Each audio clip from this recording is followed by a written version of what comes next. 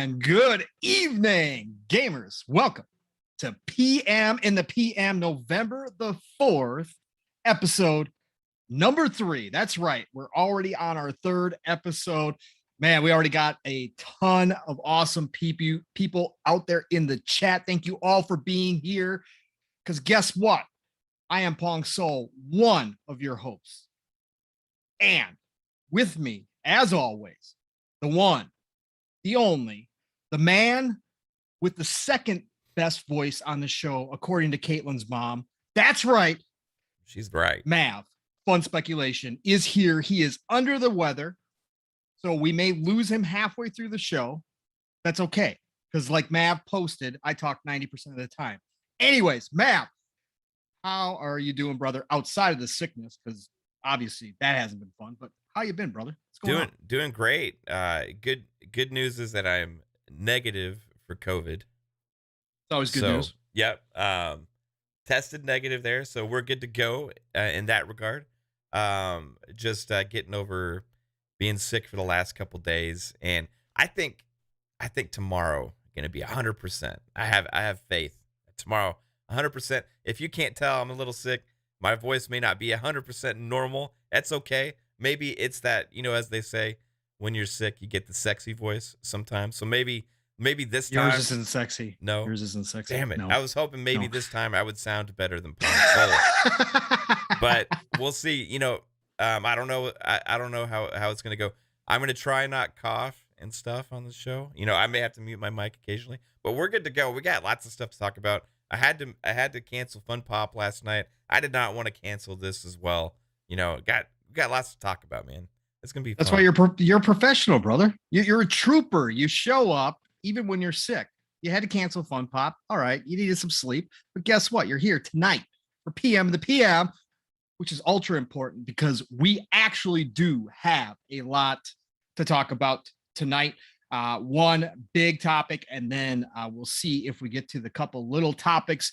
But there is so much going on. It's really hard to always remember, like, as we go through the week, like, when did that happen? Yeah. You know what I'm saying? It's like all this stuff pops up, and then like later in the week, and all of a sudden you're like, was that really this week that we heard Sega? But Yeah. It was another Sunday night bomb. So this week has been crazy. From all different aspects, obviously real life hitting you, real life hitting me. But we've got the Sega topic to dive into. Obviously, if we got time, we'll hit up the huge response for Forza Horizon 5, which has been absolutely spectacular. So happy Forza Horizon 5 early release day for all of you lucky enough to be playing it now due to the premium edition or pre-orders. That is fantastic. And we've also got Square Enix throwing Crystal Dynamics under the bus. This hot off the heels, Mav, of one of our conversations about Crystal Dynamics and what it could mean after Matt Booty's interview with them partnering up with the initiative. So look, we got a lot to talk about. It's been one heck of a week so far, but let's get right into it. First things first, I always like to start off the show by acknowledging who is already here joining us. And we've already got 32 beautiful people here. So I'm going to read off some names. If I don't get to everybody, I apologize, but I do see you all, as you well know. So we got Nick's in the house. We got Tony Grasso here. Brother, good to see you. Kaitlin, the wonderful wife of Mav, who does a lot of the graphics, did the thumbnail again, and whose wonderful mom likes my voice better than Mav's. Good to see you, Kaitlin. Jasper is in here as well. Fuzzy, good to see you, brother. We've got Doom Reaper always around. Good to see you. Monster 530. We got Pixel Slappa. Good to see you.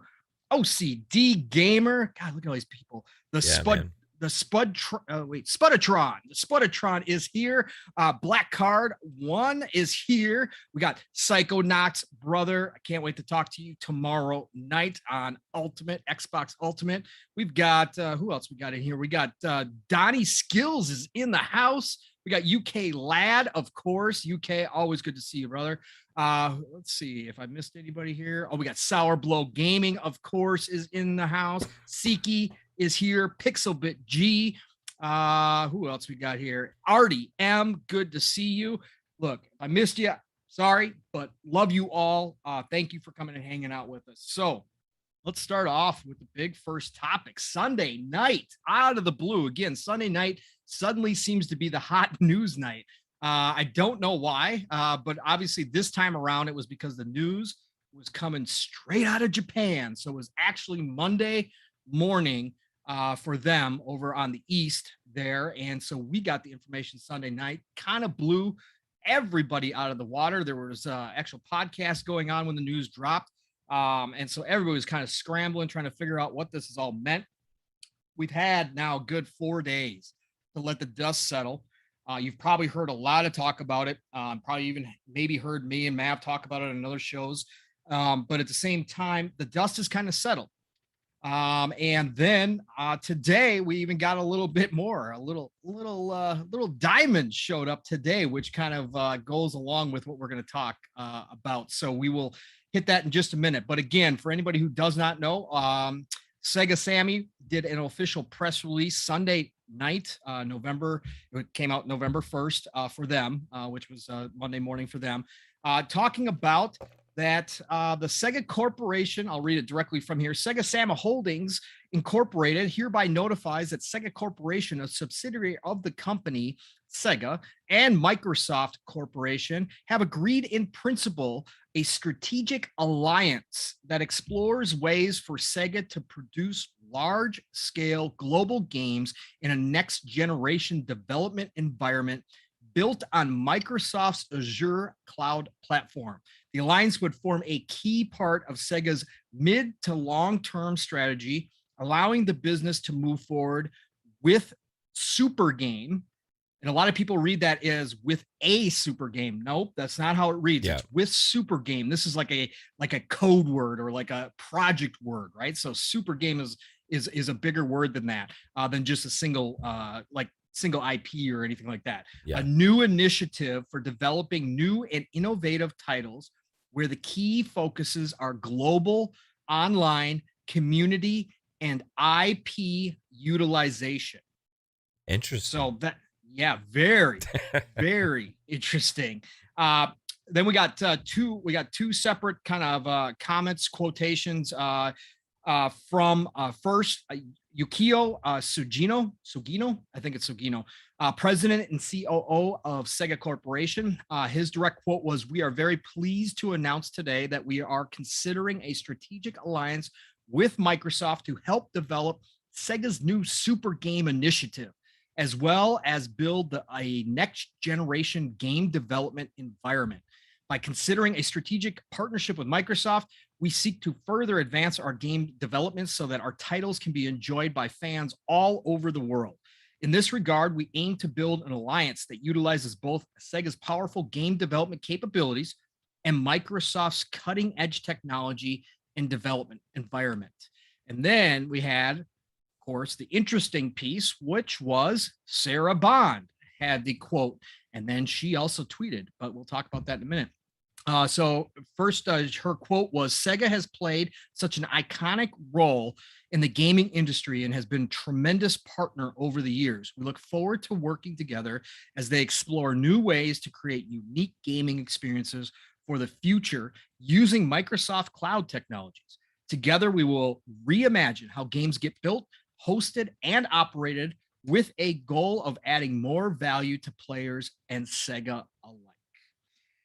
Ooh, so that last line is also very interesting. That last line is very, very interesting. The more I read this, the more things I pick out of here that are like little cues, right? Little hints at what could be coming. But yeah, so this dropped, and then we saw Sarah Bond come out on Twitter right away and kind of quote tweeted it and said she was excited to be the lead on this. And then she did another tweet where she talked about her love of Dreamcast and how long she has loved Sega games. and she was excited to tell us more down the road. So huge night. Of course, we had some camps develop early on, Mav. We had some camps. We had the camps that said this was acquisition. Uh, we had the camps that said this was a nothing burger. This was exact same deal that Sony and Microsoft cut for Azure servers. And then you had a bunch of us in the middle that were reading the tea leaves, and we were all saying, okay, look, step back. Definitely not an acquisition right now, right? It's not an acquisition. But there's more to this. This is not just a Sony deal. If you go read the Sony press release with Satya shaking hands and all that kind of stuff, nowhere's near what this was. So these three camps formed, and it kind of became, of course, the usual social media battle. But Mav, you and I have been talking in DMs. We've talked on shows together. We've kind of mulled this thing around. We keep rereading this. You and I have gone back and forth on theories. We've heard a lot of other people talk this week about what they think this means. And so for you, Matt, now that it is Thursday, and you kind of had this whole week to kind of, again, let everything kind of settle down. We did get the news today.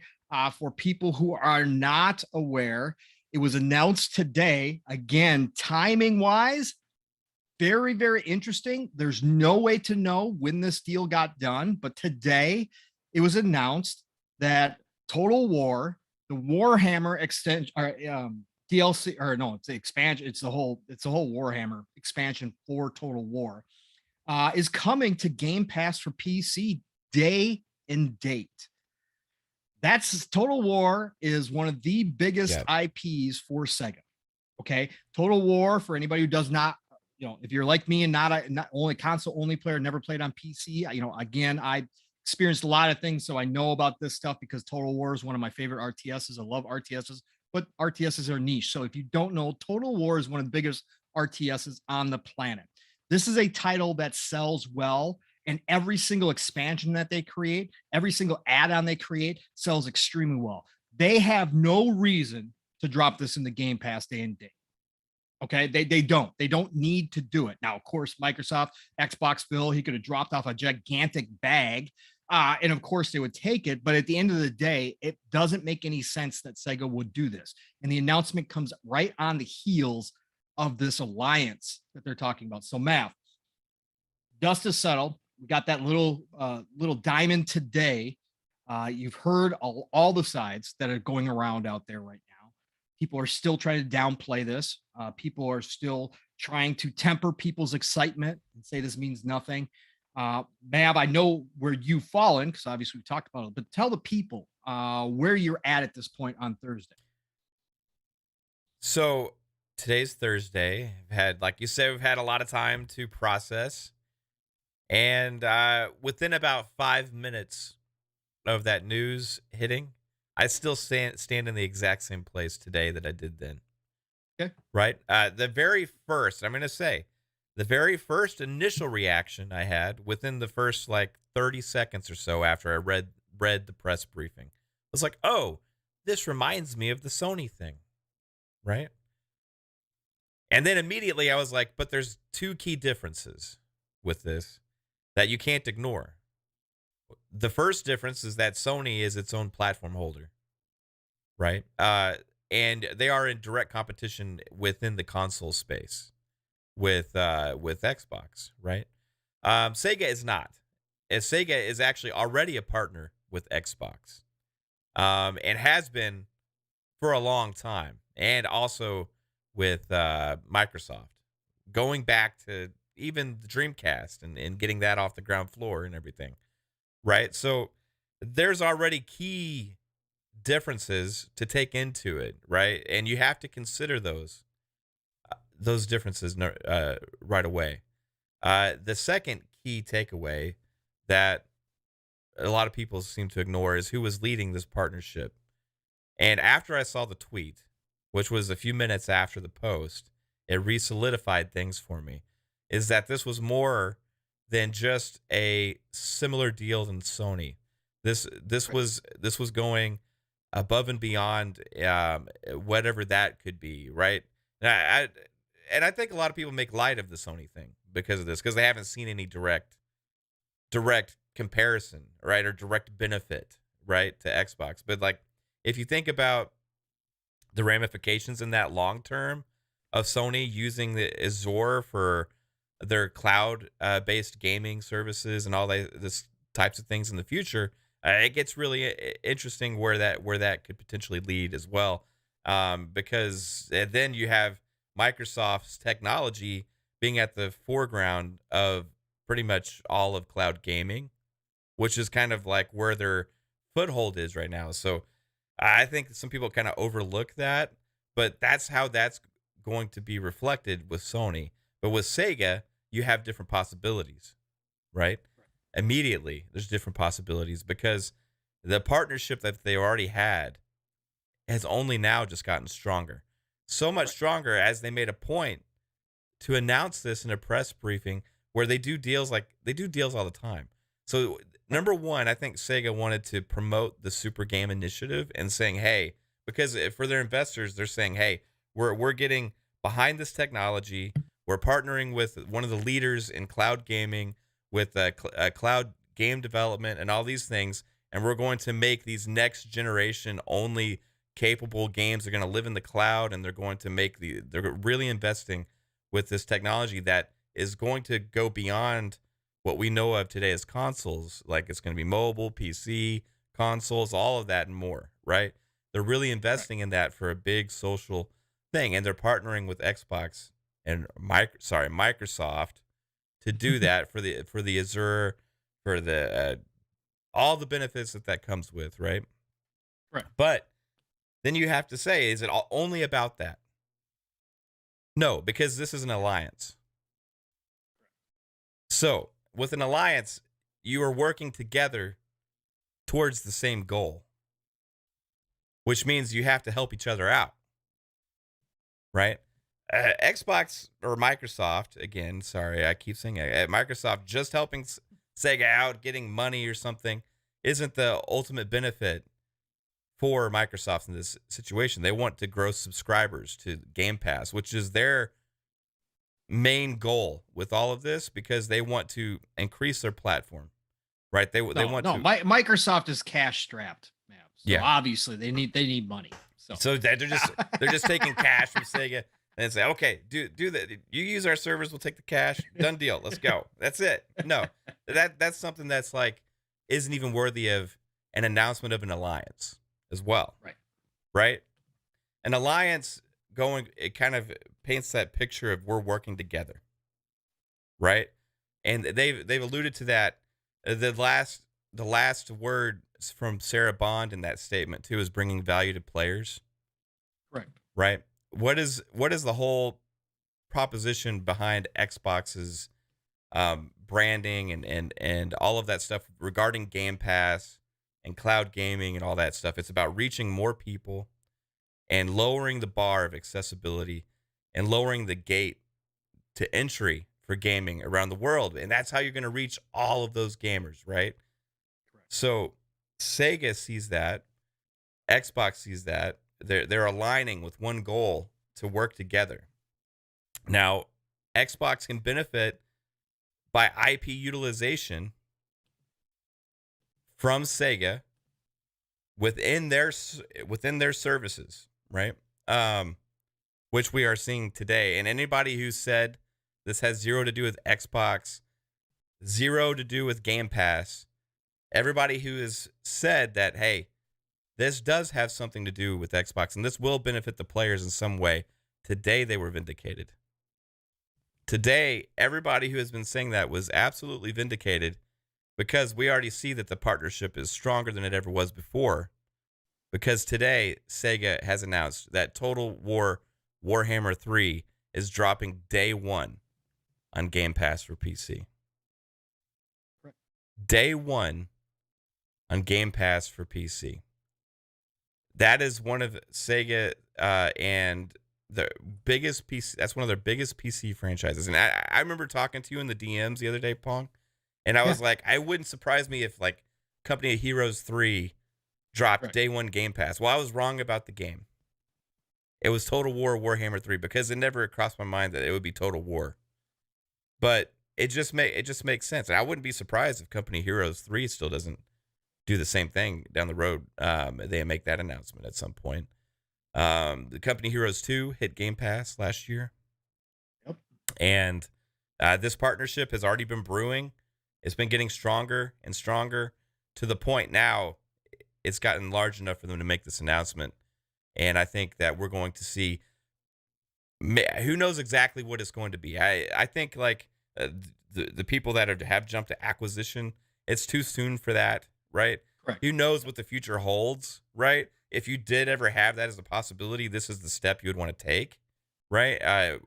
Getting them more invested into your ecosystems, developing relationships and stuff. But it's too soon to really just jump to that conclusion right now, right? But for me, it's about, okay, they were already working really close, and that just got closer.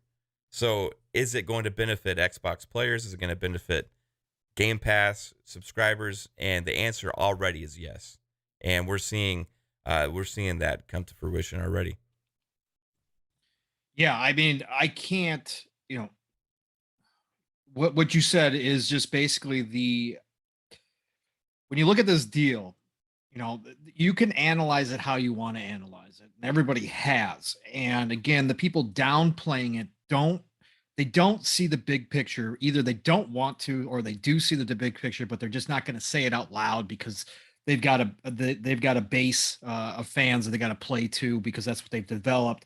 But the people outside of that, like you, other people, Boom had a Hall of Fame panel on Monday night that talked about this stuff.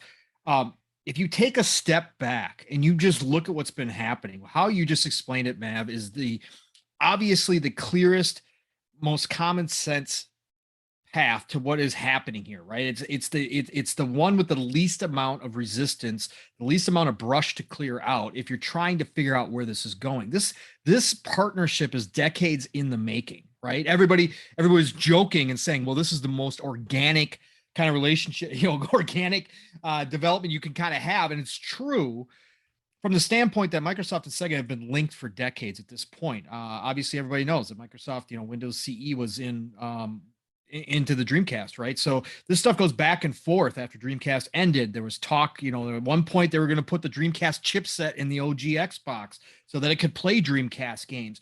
This relationship has been something that's been going on for a long, long time. And I think that how you just broke it down, it just goes to show that this means a lot for both companies in a lot of different ways, but it makes the most sense. That's why when acquisition talk started popping off last year, right after ZeniMax was announced, and then we started hearing about another big deal, everybody jumped to Sega right away. Now, I'm on record as saying I don't see acquisition for Sega. I've always said partnership, right? Because you've already got all the roads built. It's very easy to keep just strengthening that partnership. You don't have to do an acquisition with Sega. Now, down the road, could it happen? Certainly, absolutely. But at the same time, that's not something that is a must. You've already built this. I hating to say the same words, but you've already formed this alliance with Sega a long time ago. Now all you're doing is taking it to the next level. Yeah. There's a lot of companies in the East like Sega that are behind technology-wise. They aren't ready for the future. Okay, when it comes to cloud gaming, when it comes to streaming, when it comes to setting up digital services like a Game Pass, they're way behind in that because things over there, generally speaking, take longer to happen. It's a lot harder to convince board members over there that we need to make this change and make this huge investment into new technologies that are unproven. So then you've got a company like Xbox, Microsoft sitting there who are building this Azure, which has, for the most part, is battling AWS from Amazon for the top cloud service spot.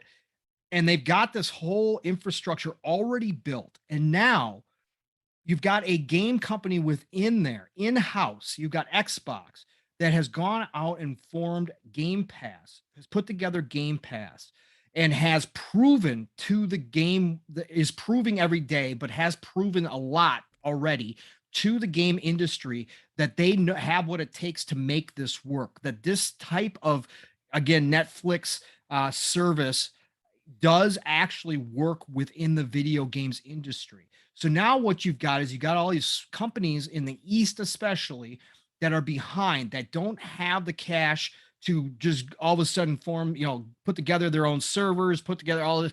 They don't have that. So what are they going to do? They're going to turn to the market leaders who happen to be in the same industry. One of their main pillars in Xbox happens to be in the same industry. They can turn to them and say, hey, we need some help getting it up and running. We see where this industry is going here 5 years, 10 years, 15, 20 years down the road. We can't get there, but we'd like to partner with you and have you help us get there. Now, a lot of times, is that going to be cash or technology? Sure. Sony's deal was cash and technology, right? It wasn't going to be IP because, again, Sony is a platform holder. It's a competing part of the industry. They're not going to give up IP. However, all these other companies like Bandai Namco, like Sega, right? Maybe even Square Enix down the road are going to have to look to somebody to help them do this and get it right. And Xbox has already made a lot of the mistakes and then found the correct way through all this. So when you've got somebody like that and you can partner with them and you don't have to pay out oodles of cash, you cut a deal that's cash, but that company just wants some IP considerations, like IP utilization, right? Or just, hey, so we're going to help you out with this. It's going to cost X amount of dollars. We're going to cut you a sweetheart deal on these Azure servers and get you built up. But at the end of the day, we want it in the contract that we have first rights of refusal, or that, even if you're not going to do exclusive games with us, because again, I could care about the exclusivity, but you're going to give it to us on Game Pass, right? That's what's going to happen here. And this is how Microsoft, Xbox are making inroads into the East. They have failed miserably. Let's just call it what it is. They've tried extremely hard. Don't get me wrong. 360 generation, they tried. And it just didn't work out, right? Xbox One was a complete failure over there. I don't think Phil would be offended by me saying that. I'm sure he'd probably say it himself. It was a complete failure over on that side of the world, right? Now they're trying again with the series consoles and they're doing better. But let's be real, they're so far behind that even doing better at the end of the day isn't going to make that big of a difference. So how do you do more with what you've got? Well, guess what? You've got this huge technological advantage right now. You've got this huge advantage in the future of where video games are going in streaming, xCloud, Game Pass, all that. You've got the future already in front of you. You can use that to your advantage and say, hey, we are willing to help you. And that's how you get your inroads over there, because all of a sudden those relationships that were like, oh, that's cool, it's Microsoft, it's Xbox, that Western company that we don't want over here. Now all of a sudden they're welcoming you in and you're developing those relationships that form bonds. And all of a sudden you're not looked at as the Xbox of old or the Microsoft of old or just that Western company that we don't want really around here. And all of a sudden now you start to get that respect over there. And all of a sudden now you're making these deals that before were not possible.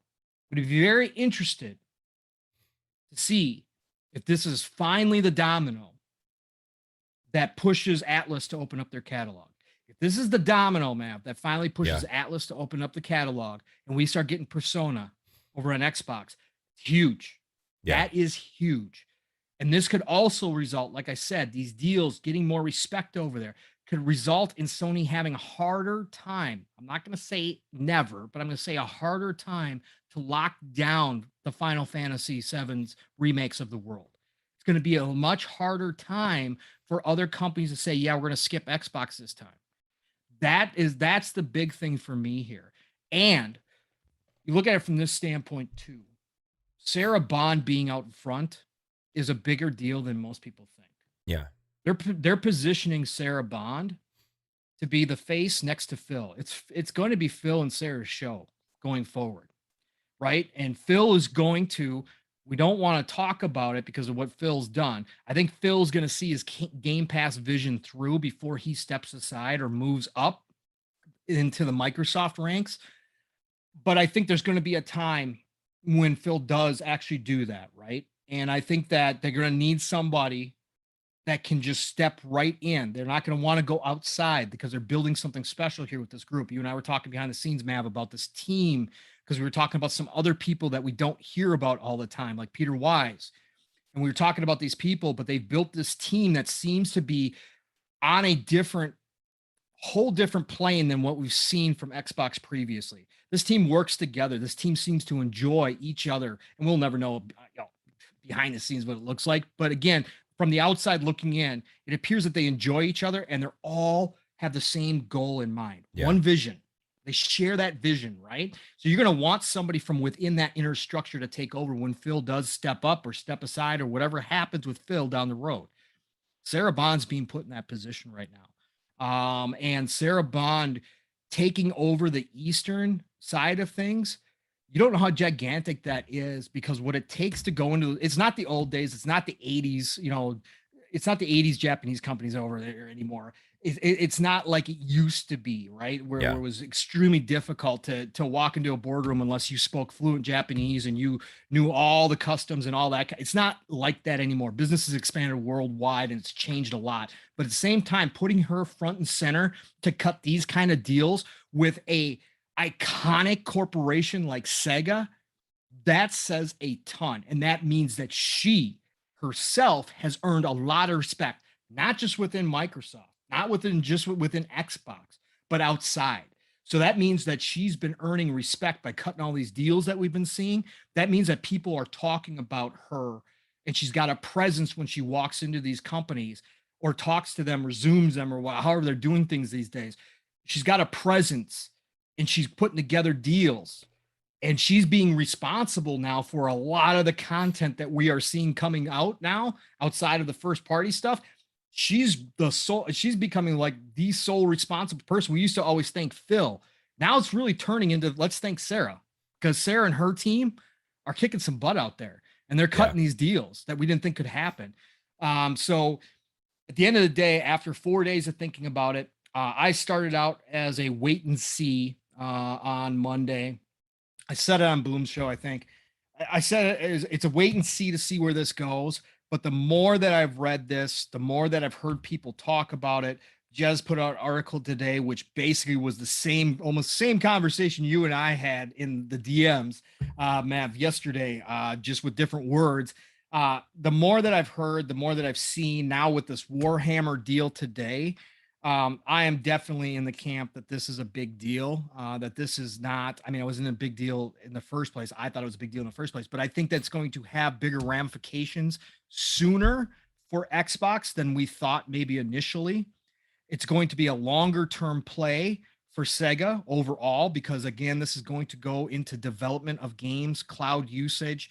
They said right in there the development environment. We've talked about this, Mav, that Phil has been talking about. More and more people are talking about cloud development environments where anybody that's making a game from anywhere across the world, your teams can be spread out everywhere. They can all connect to the cloud, all work on the same game at the same time, the same build, all just as if they were in one building together. And Phil's really pushing this.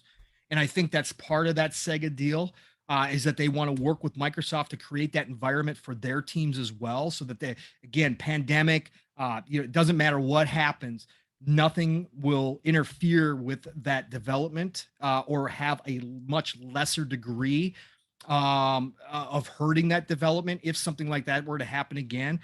And it also expands where you can have your talent based out of if you can all access this. Plus, create living worlds, perpetual living worlds in the cloud that stream to whatever device anybody has and scales appropriately. So it doesn't matter. You could have a potato computer and it'll scale appropriately and allow you to play while you're streaming, right?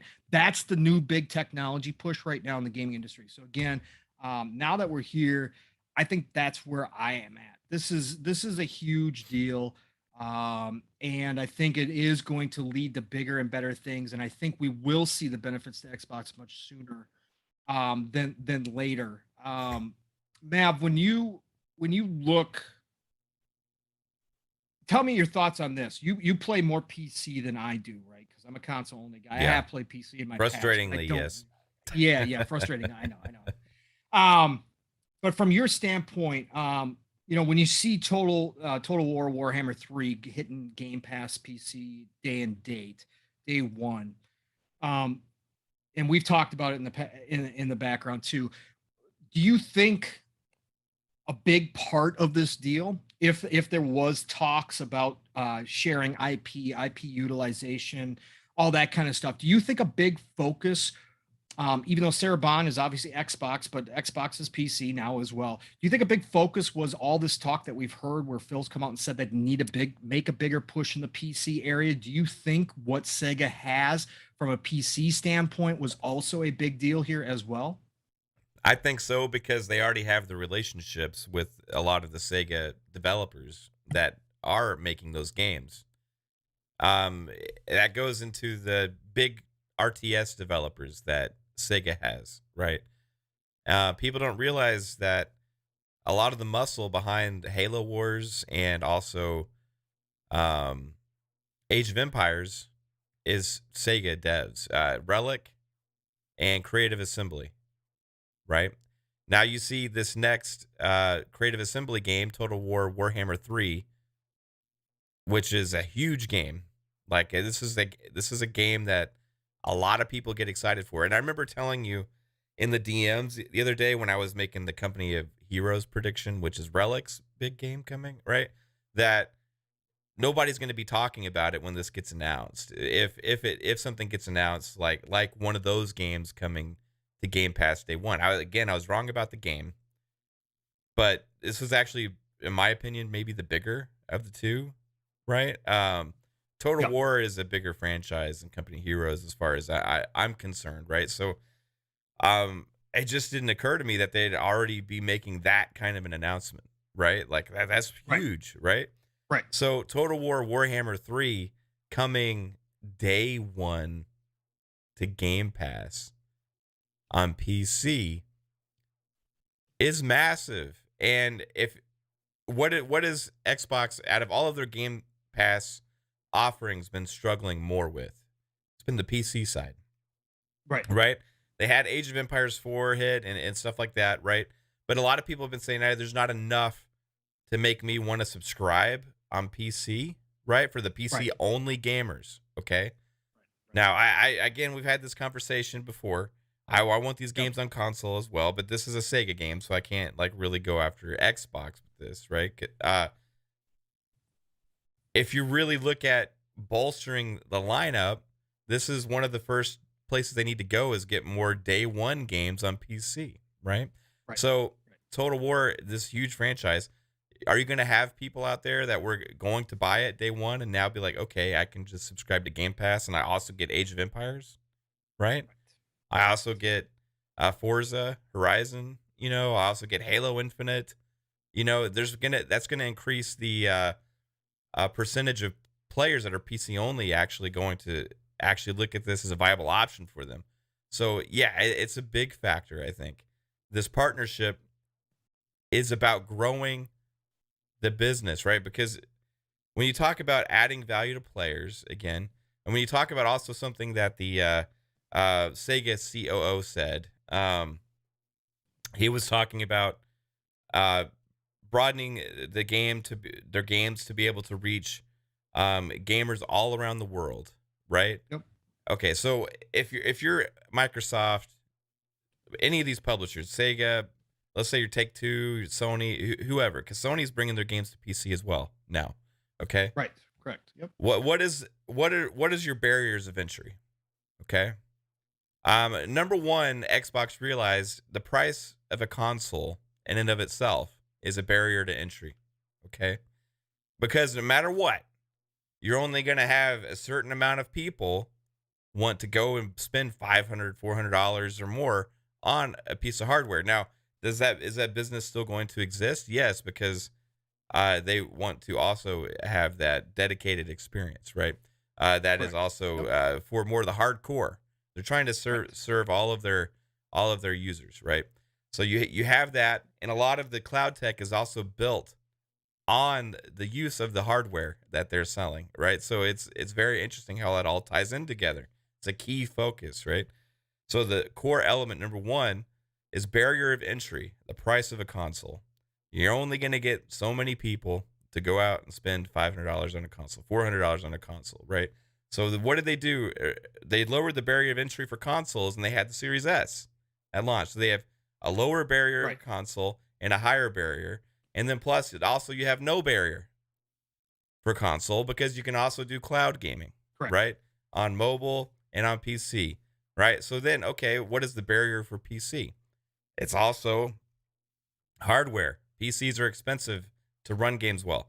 Again, you have cloud going to the PC, browser based. That's something that they just implemented, right? So you have all of this technology going in and developing this over time. Now, a lot of people just look at it as today, right? A lot of people look at it as today. And yeah, cloud gaming isn't the end all be all today, right? Today, it's not going to give you that experience necessarily that a lot of the hardcore gamers want, right? But you're reaching for more than just the hardcore gamer here. We're already sold. You're reaching beyond. You're trying to get mom and pop and little Susie and Sally and Jimmy that are all playing mobile games and playing on their iPads, playing on their Android tablets and playing on their mom's laptop, playing Flash games. You're trying to get the Candy Crush user that's sitting there on Facebook playing Candy Crush all day, right? You're trying to get those billions of people that are out there that are playing games, right? Right. Yep. So how do you do that? You lower the barrier. Game Pass is the lowest barrier for hardcore AAA big games, right? Correct. So if you're Sega and you see that you're trying to approach billions of gamers as well, right? And you realize, okay, what's the future? Is this going to be possible? You need to invest in that tech with Xbox, right? Which they're doing now. But also, Game Pass is a viable option. This is why subscription services are successful, right? Because all of a sudden, if your barrier of entry and cost is a lot lower to experience a lot more, you all of a sudden have access to a library. Sega putting their games in there is going to automatically give them millions of players that have access to their game. Have no excuse not to try it, right? So I think it all goes hand in hand. I think PC is one of the places where Xbox saw their number one weakness, and it also had one of the stronger relationships with the developers as well, right? So it just makes sense that this was one of the, now looking at it, it makes sense that this was one of the first shoes to drop. Again, I thought it was going to be Company of Heroes 3. I was wrong about the game. Total War Warhammer 3, Game Pass day one. That is being overlooked and nobody's even talking about it today. I don't see hardly anybody mentioning this. This is a big deal. A third-party publisher who has recently announced an alliance with Microsoft, dropping one of their biggest PC launches, probably their biggest PC launch of the year next year, into Game Pass day one. That's massive. It's huge. So, gigantic. Yes, absolutely. Yeah, I think that's definitely a big piece of this too. That the PC is definitely something that they have to continue to push into, because that market, they've made some mistakes. There's no doubt about it. Their storefront is considered one of the worst storefronts out there. They've got a lot to fix there. Yeah. So and they've got to bring more parity between Game Pass on Xbox and Game Pass on PC. They've got just a lot of different little things to fix. Yeah. But bringing more content in, like a Total War, like big IPs, PC is so flooded. We think we're flooded on the console side, but PC, if you go to Steam, is so flooded with every type of game you could possibly imagine, from big to small. You really need those heavy hitters on the PC side to stand out. So if they can cut these deals, like you were saying, Mav, if they can get this partnership alliance with Sega to the point where Sega is willing to share those very popular PC titles, especially in the strategy RTS sector. That's going to make a huge difference to when people are looking at the Game Pass PC side of things, and when they're trying to decide, especially for those people that may own, a different console than an Xbox, but they do play on PC, so they want to hop in the Xbox ecosystem. Having those titles there is just as important as we having a great diversity on the console side. So you got to have those big ones so that people go, oh wow, I can go play the new Total War Warhammer 3 right now on my PC. That's what's going to get people excited. Not a bunch of, and again, all love to indie titles, but not a bunch of smaller titles, because PC is filled with them and they're cheap, right? You can go to Steam sales and get them for nothing. Like there's so many different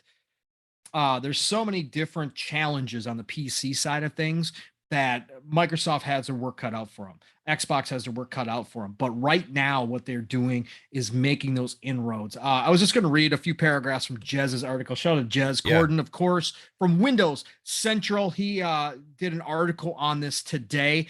And I just wanted to read the last few articles here from him.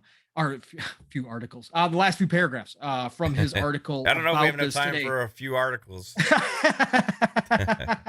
We'll make it happen. We'll make it happen. Let's see here. So he says, so how exactly does this, obviously the Sega alliance that he's talking about, benefit Xbox? It's all about building relationships. Sega is structured in such a way that its internal teams have a bit more independence than Western corporations may find familiar. Microsoft has also noted that Japan is its fastest growing new market for Xbox user share, while also acknowledging that the lack of support from Japanese developers is hurting the platform among sectors of the Western market. Sega is a company with an enormous amount of clout, and if the partnership bears fruit for Sega, it will broadcast the power of Azure and Xbox Game Pass over to other corporations in the region, many of whom Microsoft has historically struggled to crack. What we'll see is a gradual upswell of support and Xbox first preferential treatment, similarly to what we've seen with PSO2, Phantasy Star Online 2, for anybody who doesn't know, and Football Manager 2022. We'll also see the pervasive partnerships on the exclusive games at a greater frequency too. After the blockbuster success of Age of Empires 4, co-developed by Sega's Relic Studio, Microsoft has also worked with Sega Studios on exclusives in the past, such as Creative Assembly on Halo Wars 2. And he puts in, and you'll like this, Mav, he puts in there, we need Halo Wars 3, please. Oh, yes. We do. I think it's going to help make that even more possible. Yeah, so do I, man. We could also see this future super game initiative launch first on Xbox consoles as a result of Sega's deal with Azure, similarly to how Sony has Square Enix's Final Fantasy XIV locked down to PlayStation right now. Moving forward, we'll see Microsoft gradually increase its investment and visibility in the region too. More Microsoft money in Japan means more Xbox marketing, more personnel, more tech evangelism, more services. It's a deal that will ramp up over time with consistent benefits for both Sega and Xbox gamers, and hopefully Japanese game development in general. Microsoft is the biggest company on earth, and its mission statement is empower others to achieve more. Few platforms have more technical capability to do that than Azure, right? So again, just wrapping up exactly everything that you and I covered from both sides, right, ma'am? Talking about the games that, it's going to favor them to get some deals down the road that maybe they didn't get before, give them preferential treatment. Again, you don't have to be a business major to understand this stuff. Some people out here think that you have to be like part of some industry where you're making these kind of deals to figure this stuff out. You really don't, right? This is standard stuff. I help you, you help me. That's how it works. And when it comes to this kind of stuff, of course, Xbox wants content. Xbox wants IPs. Xbox wants access to a diverse amount of different content that they might not have the most of right now, including Eastern style games, JRPGs, that kind of stuff. So guess what? If they help Sega, of course it's not just going to be a cash deal. Of course this is not just going to be like, "Hey, thanks for the help. See you later." No, no, no, no, no, no, no, no.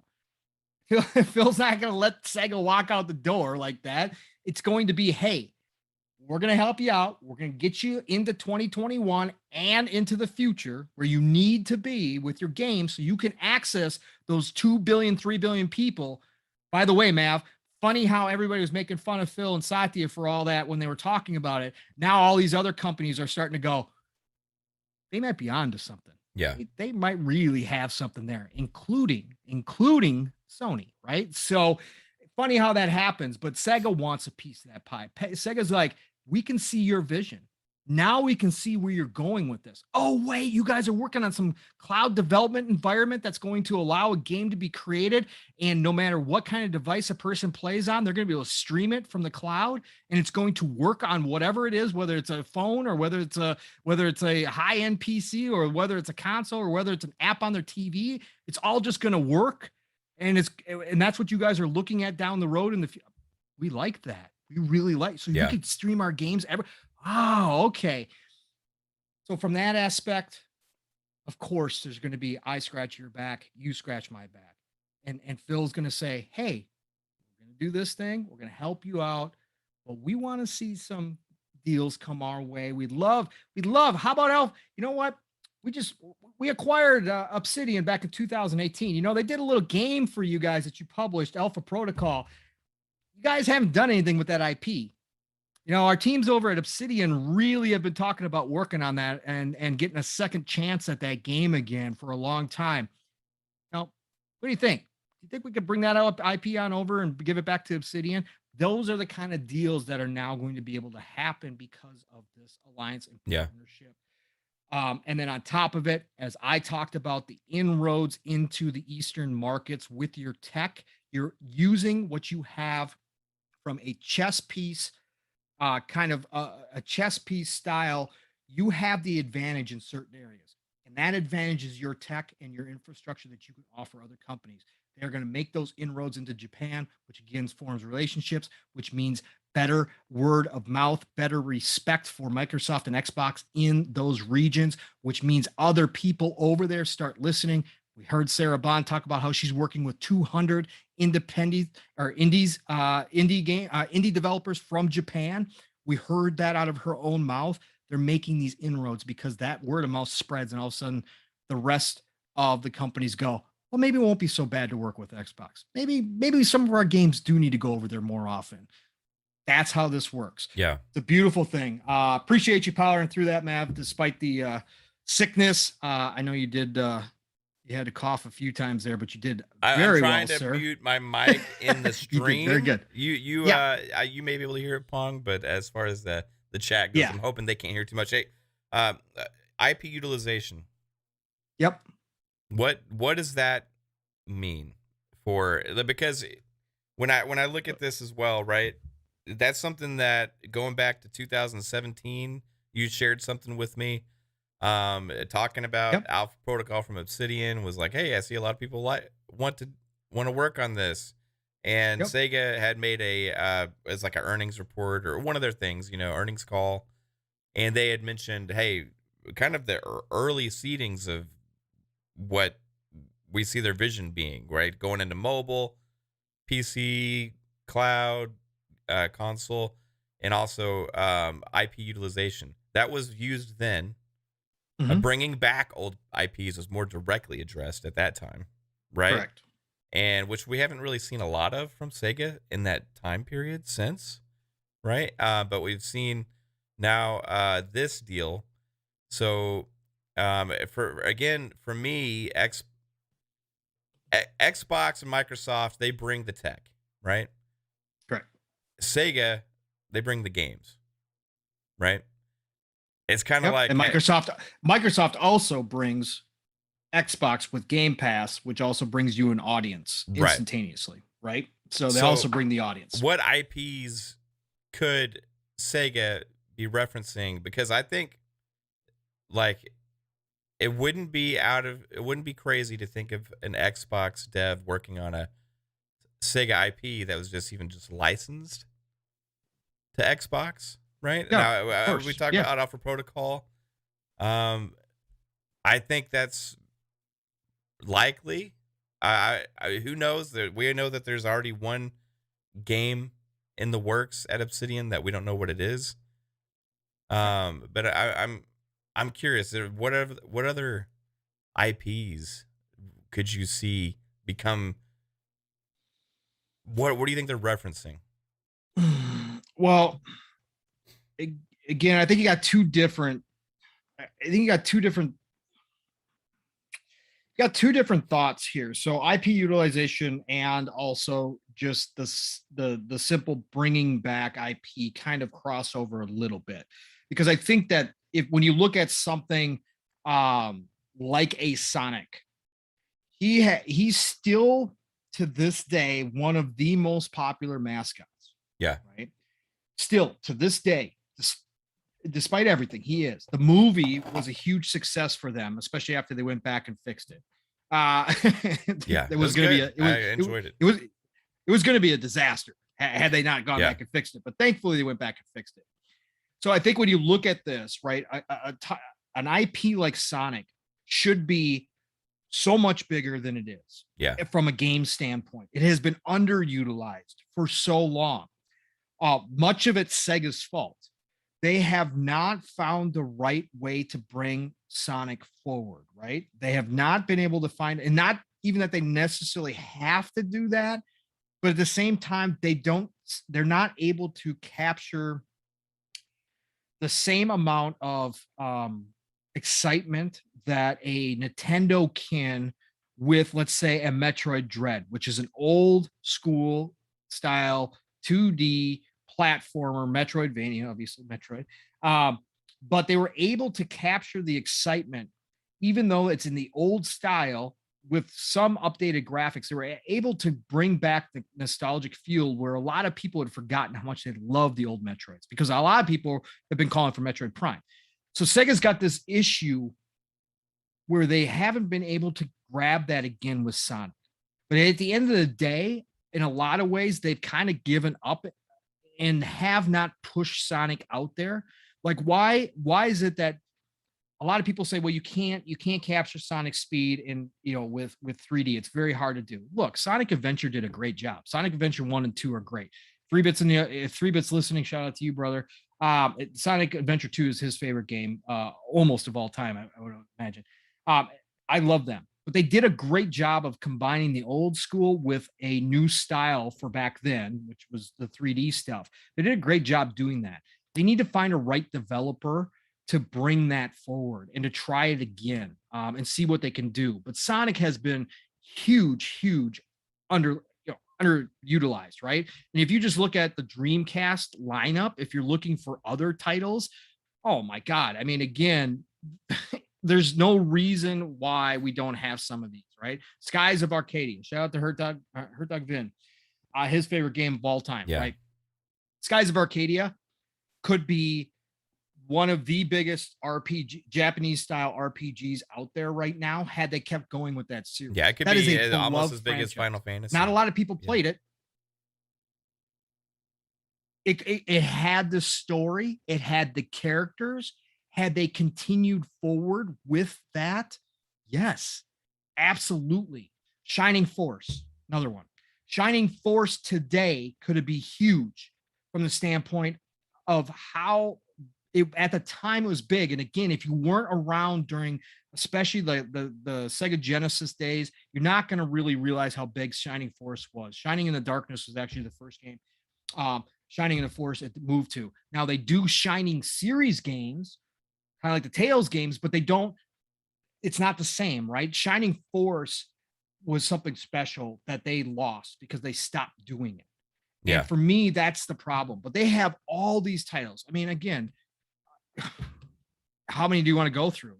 You could go through, again, They just signed off on allowing that company to do a Crazy Taxi version, which was awful. It turned out to not be very good. That little indie developer did a copycat game. They asked Sega. Sega said, go for it. But Crazy Taxi nowadays with today's current gen system, don't tell me you couldn't make a fun game with a whole lot more craziness than it originally had. It originally was fantastic, but tell me you couldn't make a better Crazy Taxi today. So it's just IPs like that have been sitting there that they just don't have the development teams for, that they could find homes for, or do co-development or do co-publishing, especially with, like you said, with Microsoft. I mean, Mav, you tell me, what do you got on your mind? Because obviously you asked this question for a reason. So you tell me, what do you got on your mind when you talk about that? Well, let's get into this one first, because King One Supreme just hit us with a $2 super chat. So thank you, sir. They go on to say, a Ghost of Tsushima style Shinobi game, yay or nay? I say Absolutely. yay.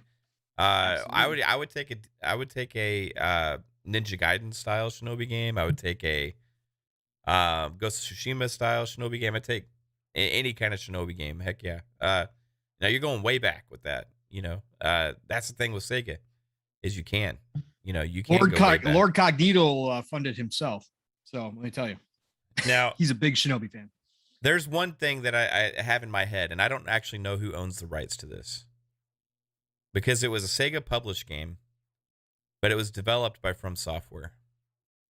And it came out in the 360 era. And it was, I loved it. Now, it didn't review like the best, right? But it had its following, and it was an excellent game. And the game I'm referring to right now is ChromeHounds. Oh, now, of course.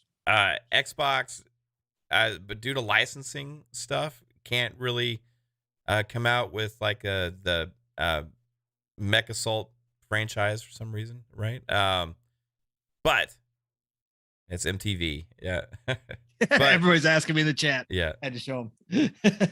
Maybe you could do something with ChromeHounds, bring it forward. Now I don't know if that would be the same without From Software, right? Like that's one thing, because that was a great game. That's like actually if my favorite mech game ever.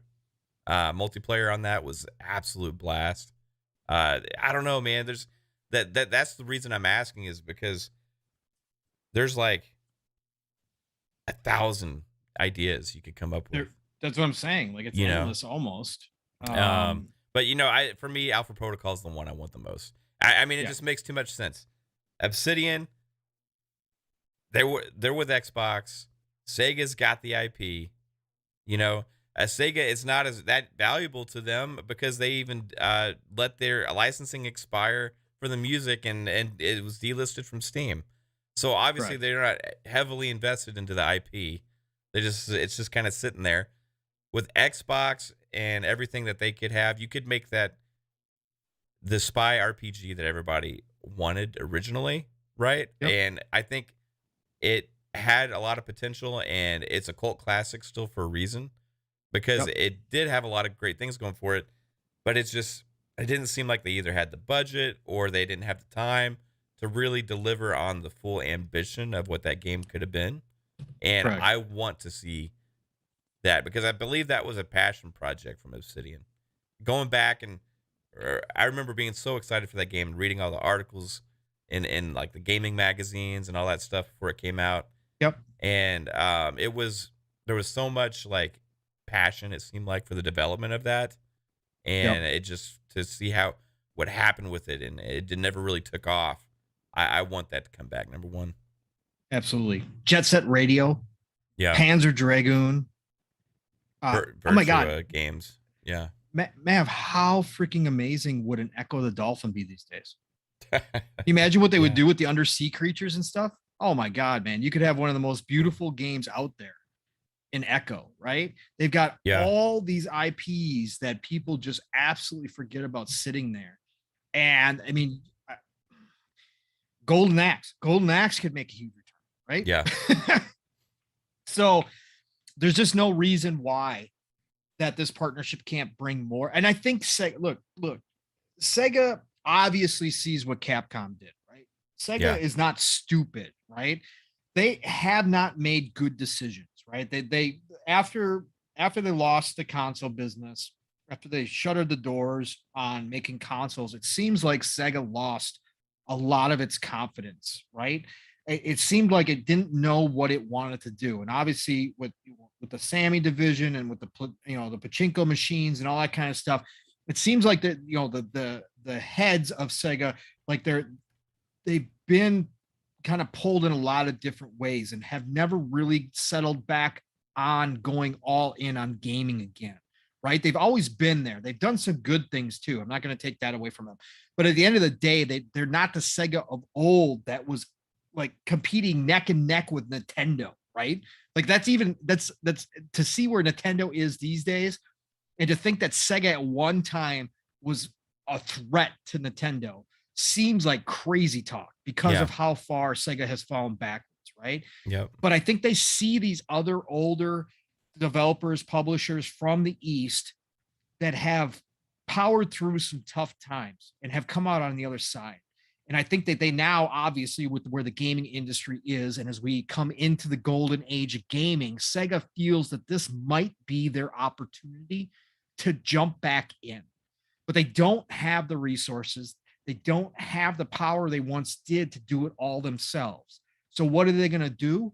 They're going to go knock on their old friends' doors over at Microsoft and Xbox and say, hey, let's do this together. We want to get back in this thing. We know we've got the IP. We know that we've got a lot of the pieces.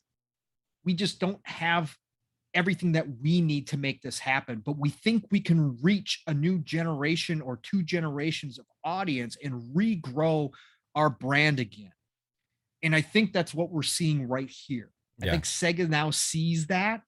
And I don't know what they're going to do with the Super Game Initiative. I don't know if that means one big project. To me, it sounds like a bunch of projects. Again, to me, it means a type of game. A type of game, right? Yeah. Jez suggested in his article, like Yakuza, but a Grand Theft Auto style Yakuza, and make it an online and pull Yakuza in a different way. Again, I don't know if that's what they're thinking about, but I just think that with all the IP, when you knock on somebody's door like Xbox and say, hey, can you help us out? And then you see Xbox with all these teams, and yes, all those teams are busy right now, but Xbox is not done growing. I think that they probably see an opportunity to do those types of partnerships, maybe do give an Alpha Protocol back to Oblivion, co-publish it, whatever the case may be. Maybe it's published in the East under Sega and it's published in the West under Microsoft or Xbox. It's been done before that way. But to have like a team like that go back in and do something with an IP that's been dormant, and start rebuilding that. They really do have to get Sonic figured out. That's my big thing. Maybe they create an online Sonic world, right? Maybe they create some kind of online fun Sonic world. That'd be pretty cool. But they got to figure out what they're going to do with him, because Sonic needs to be in the forefront, because he is still one of the biggest mascots out there.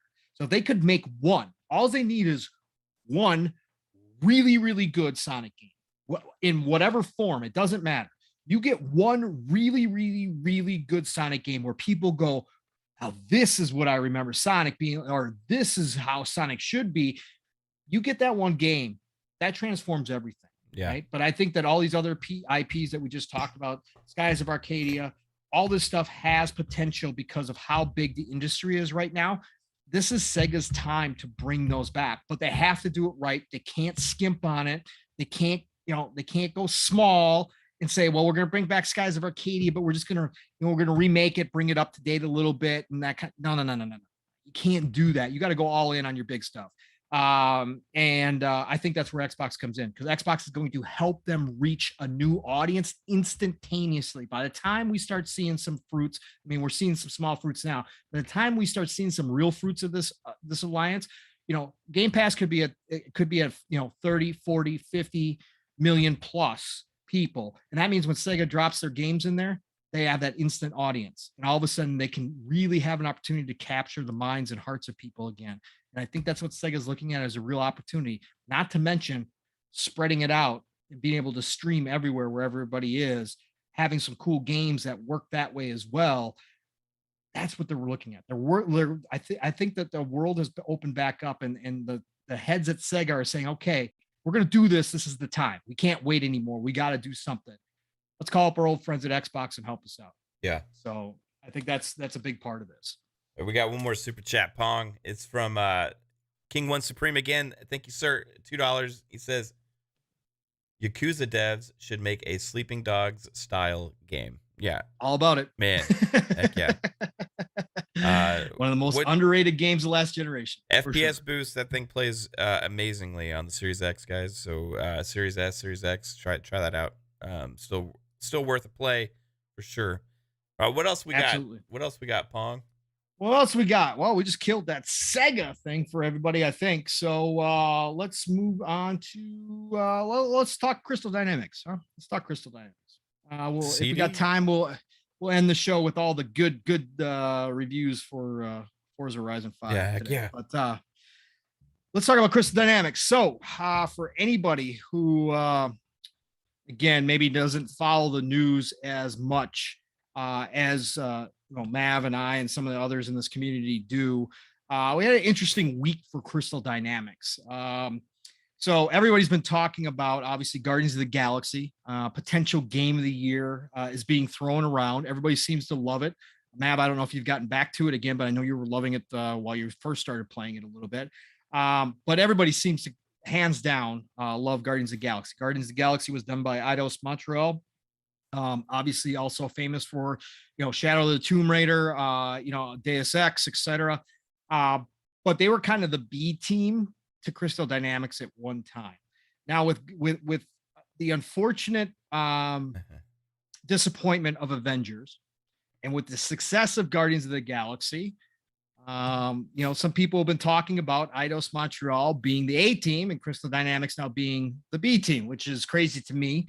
Because Crystal Dynamics' track record is extensive. So does Eidos Montreal. Don't get me wrong. I love them. But again, I don't think Crystal Dynamics, just because of Avengers game, should lose any status because this was obviously a game they probably weren't meant to build.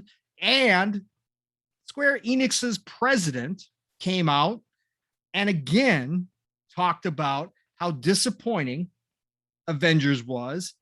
But then he also had some interesting comments as well, and directly into Crystal Dynamics. So I'm going to read this article. This is from gamesindustry.biz. And we'll go through this real quick, Mav. It's not a very long article, so I'm just going to read it quickly. Square Enix president says Marvel's Avengers had a disappointing outcome. But Yosuke Matsuda believes games as a service will become more important to publishers, to the publisher in service-oriented industry. Square Enix president Yosuke Masada admitted that Marvel's Avengers was a disappointment for the company. Comments came from Square Enix's annual report in 2021, which just released 8 months after the end of its fiscal year. In addition to its earnings for the fiscal year ended, we reported back in May, the document includes a long statement from President Matsuda in which he says that the title was ambitious for them, taking on the games as a service model. He noted that the final phase of its development faced challenges such as the need transition to remote working due to the pandemic. We were able to surmount these challenges and release the game, but it has unfortunately not proven as successful as we would have liked. This sounds exactly like his comments about Tomb Raider. Oh my God, unbelievable. Matsuda said, nonetheless, taking on games as service model highlighted issues that we are likely to face in the future game development efforts, such as the need to select game designs that mesh with the unique attributes and tastes of our studios and development teams. Mav, we could have walked into that meeting and said, yeah, this isn't the right team for this. Oh, it's unbelievable. While the new challenge that we tackled with this title produced a disappointing outcome, we are certain that the games of service approach will grow in importance as gaming becomes more service oriented. How we go about creating new experiences by incorporating this trend into our game design is a key question that we will need to answer going forward. Other highlights included a look back at the launch of Final Fantasy VII Remake, blah, blah, blah. That was pretty much it from that standpoint when it comes to that. And then he came out and also said that Crystal Dynamics was probably not the right team for the Avengers, which he kind of talked about there, stating that they're going to do a better job of fitting projects with development teams. Threw them completely under the bus, man.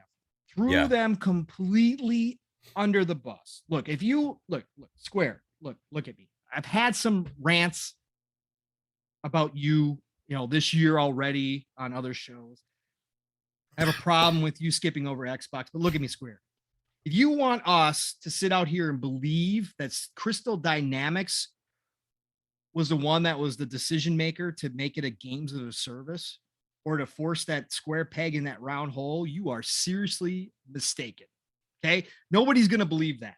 You guys forced that upon Crystal Dynamics.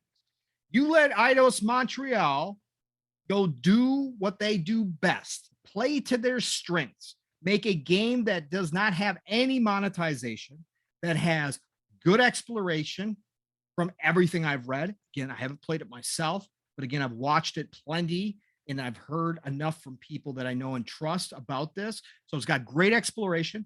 You gave them a fun, not that the Avengers aren't fun, but you gave them a very fun group of people in Guardians of the Galaxy to work with. Okay. And then you let them go make this game that they already kind of made in Shadow of the Tomb Raider with some more freedom to it and some added extra elements during combat with these combinations with your teammates. But you give them all this and don't make them make that a games as a service. But over here on Crystal Dynamics side, you say, hey, take the world's biggest IP right now in the Avengers, go make a game, right? Go make a game about the Avengers. I'm sure Crystal Dynamics was like, oh, yeah, let's do this. This is going to be, this is in the bag. Yeah. Jackpot. This is in the bag. Easy money. And then they said, okay, yeah, no, that sounds great. And then Square goes, yeah, by the way, it's got to be a games as a service game. And Crystal Dynamics is like, but we don't do those. And Square's like, you do now. Go make a games of a service. Make it one of them cool looter shooters. I can just see how this. Yeah. Make it one of those cool looter shooters. You know, like that Borderlands. Yeah. Do that, but then monetize it all, right? So do that. And Crystal Dynamics is like, but we don't yet. You do now. Go make that game. So they forced Crystal Dynamics into the situation to make a game that they did. I can guarantee you that Crystal Dynamics was definitely excited to make an Avengers game. Guarantee, without a doubt. But I can guarantee you behind the scenes that there was a whole lot of what the hell are we doing with this? What are we going to do with this games as a service? They had the core is there. That now that I've played through parts of the single player of Avengers, it got demolished. It should not have gotten as bad a word of mouth as it did, because the single player itself, the storylines are good. Yeah, the stories are good, right? The stories are good, and this is coming from a non-Marvels or non-Avengers fan. Just so you guys know, the story is good, and what they had set up in the single player is really good. The loot system sucks, but could be fixed in a lot of different ways. There are some ideas out there to fix that. It sounds like they are actually actively working on that right now. But and then the multiplayer, the end game stuff is where it really collapsed. And they probably weren't the right team to do that stuff because that's not their forte, right? They did have some multiplayer in Tomb Raider, but let's be real. Crystal Dynamics, there are some teams who can be very flexible. There are teams out there that can make a lot of different styles of games and adapt. But there are other teams that are very specific in what they do best. And I think Crystal Dynamics, we're going to see in the coming years, because they're going to have their name stamped on Perfect Dark when it launches. Yep. Okay. So we're going to find out, because if Perfect Dark comes out and blows people away, yes, the initiative has a big piece of that. Okay. The initiative designed the core base, everything else. But if the game comes out and hits and is game of the year quality, okay, we're going to know that that's Crystal Dynamics' forte, that's Crystal Dynamics putting their stamp on that game, because that's what they do best. So, Mav, when you hear these comments, and I'll kind of bring this back around here, when you hear these comments, and then we put this together, because it seems like Square Enix is being very dismissive again of Crystal Dynamics. really not a care in the world that you're pissing off one of your best teams by making these kind of statements and by throwing them underneath the bus. So when you hear all of this, and then we get the Matt Booty interview, and we know they're working with the initiative, working on one of Xbox's biggest IP comebacks that they're trying to do right now. Again, the initiative is from who they've hired, has the potential and has the goal to be one of the best studios out there in the world. And you bring in a team like Crystal Dynamics to help them put up the rest of the game in Perfect Dark. But you see these comments, you hear Booty's take on how the Crystal Dynamics thing went down. Where are you at, brother? Because I know for a fact, when we talked about this, the Crystal Dynamics thing, and we talked about, there's might be a little bit more going on here. You think this lends credence to that? You think this is a hint that Square Enix might be done with Crystal Dynamics? Well, we've talked about this before, Pong, right? We talked about it a few times now. This goes back to rumors from like a year and a half ago or so about them ready to move on from the Western Division because of the not happy with the performance of the games from the Western Division. Then you see, Avengers comes out, and Avengers pretty much flops according to what their expectations were, right? I mean, enough for them to even say in an interview that it was disappointing, right? Let's be clear. Square Enix's and their expectations of the Western divisions is completely different from their Eastern division. Yes, because Tomb Raider is a flop to them, right? So it doesn't make sense. Yeah, no. Which is also a timed exclusive game, which it still doesn't make sense. However, if you look at a game that's still ongoing, like they just announced the freaking Spider-Man content's finally hitting.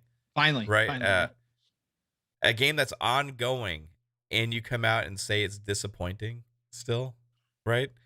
That's insane to me. Like you should be instilling confidence in the gamers about the game, right? You should be like, hey, look, we really the numbers were maybe lower than we expected, but we see they're improving, or you know what I mean? Like you could do some like we have confidence that our team is going to make the changes that are going to make this, that are going to, help bring back some people, that, just be confident in your team. Yeah.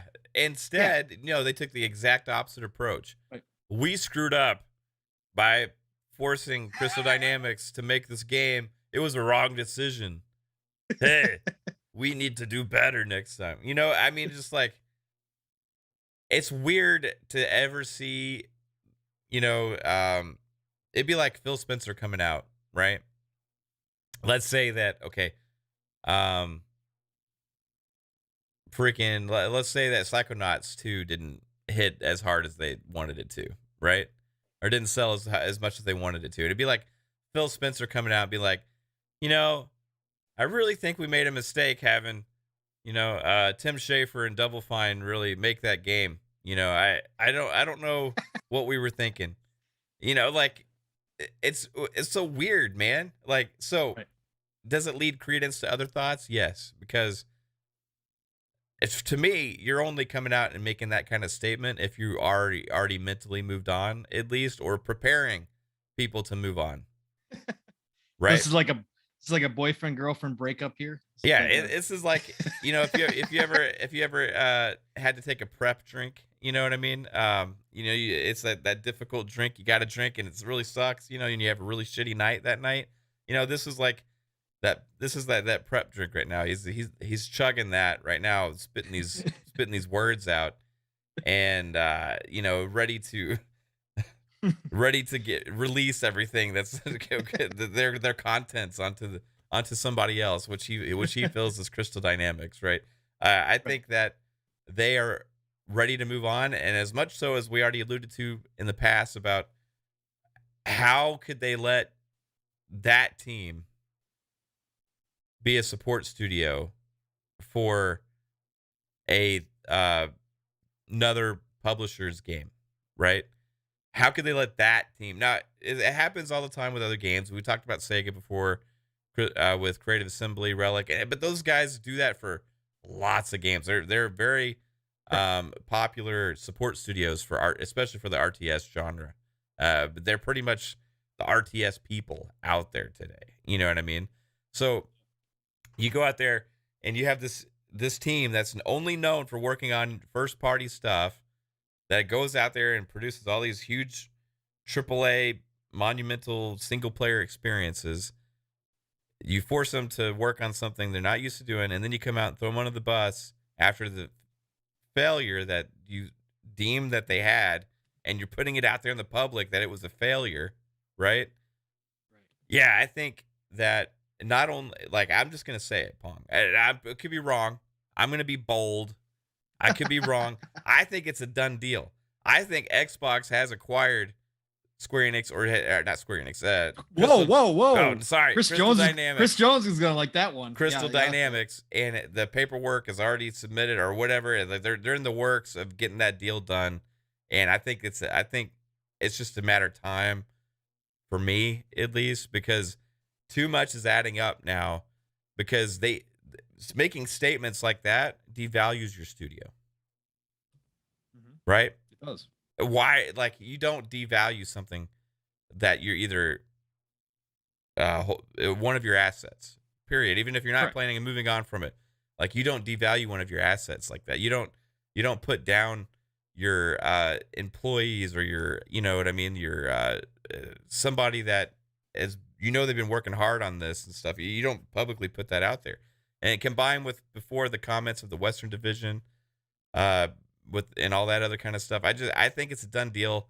I think Crystal Dynamics is in the works, and Square Enix is moving on from them, and I think Xbox is in play and has started the works of the acquisition. And until it's finalized, they're working on Perfect Dark, and then who knows what their next project for Xbox will be. We'll see in the future. I don't know. Shout out to Gamer by Choice with the $5 super chat. He says, Mav making a good point. If they already have a deal for Crystal Dynamics in the works, they may throw them under the bus. Yeah, because at that point, you know, you're saying like, hey, it doesn't matter that we're moving on from them. They were a failure, right? Like, you're setting your investors up, you're setting all these, you're setting fans up, you're setting everybody's expectations up that it's okay to move on. It's mental gymnastics, right? It's putting the stuff like you're okay with moving on. It's like, hey, if you're a football fan, right? You love your quarterback until you know they're moving on from him. And you're like, hey, he sucked. You know what I mean? He was bad. You know, I don't think they should keep him anymore when all the rumors start swirling about them bringing in a new quarterback, right? Like, it's right. Dak is bad. Come on now, man. We don't need to go there. Dude, Dak's having a great season. Okay, yeah, he missed the last game. You know, we still won. Throwing shade. I had to do it. You brought it up. I knew I could throw you off. No, I think you're absolutely correct, man. I think you're absolutely correct what you were just saying was that I think some of it is mentally. I don't know.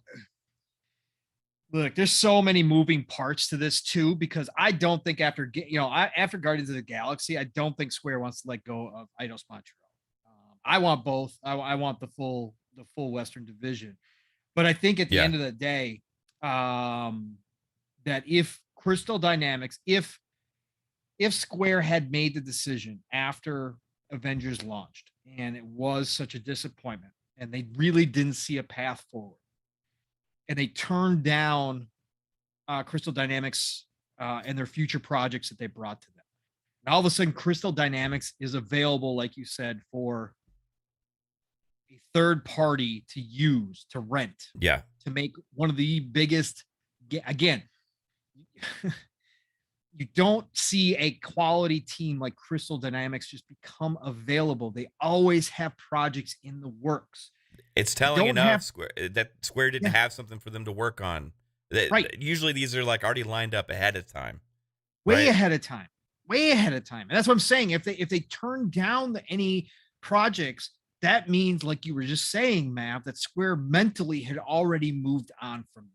They weren't going to make the commitment to another, 3, 4, 5 year project from them and carry them. And then I think that's where you are correct, is that they had mentally moved on, and all of a sudden, again, with the connections, with Gallagher, knowing full well, he's talking to people in there constantly. That. And that somebody probably came to him, or multiple people came to him and said, hey, look, this is what's going on over here. And he, again, had the idea, as him and Phil were talking about Perfect Dark and the initiative and what they're going to do. And Gallagher said, hey, Phil, I know something. I know something you don't know. Look, Crystal Dynamics and Square's relationship isn't the best right now.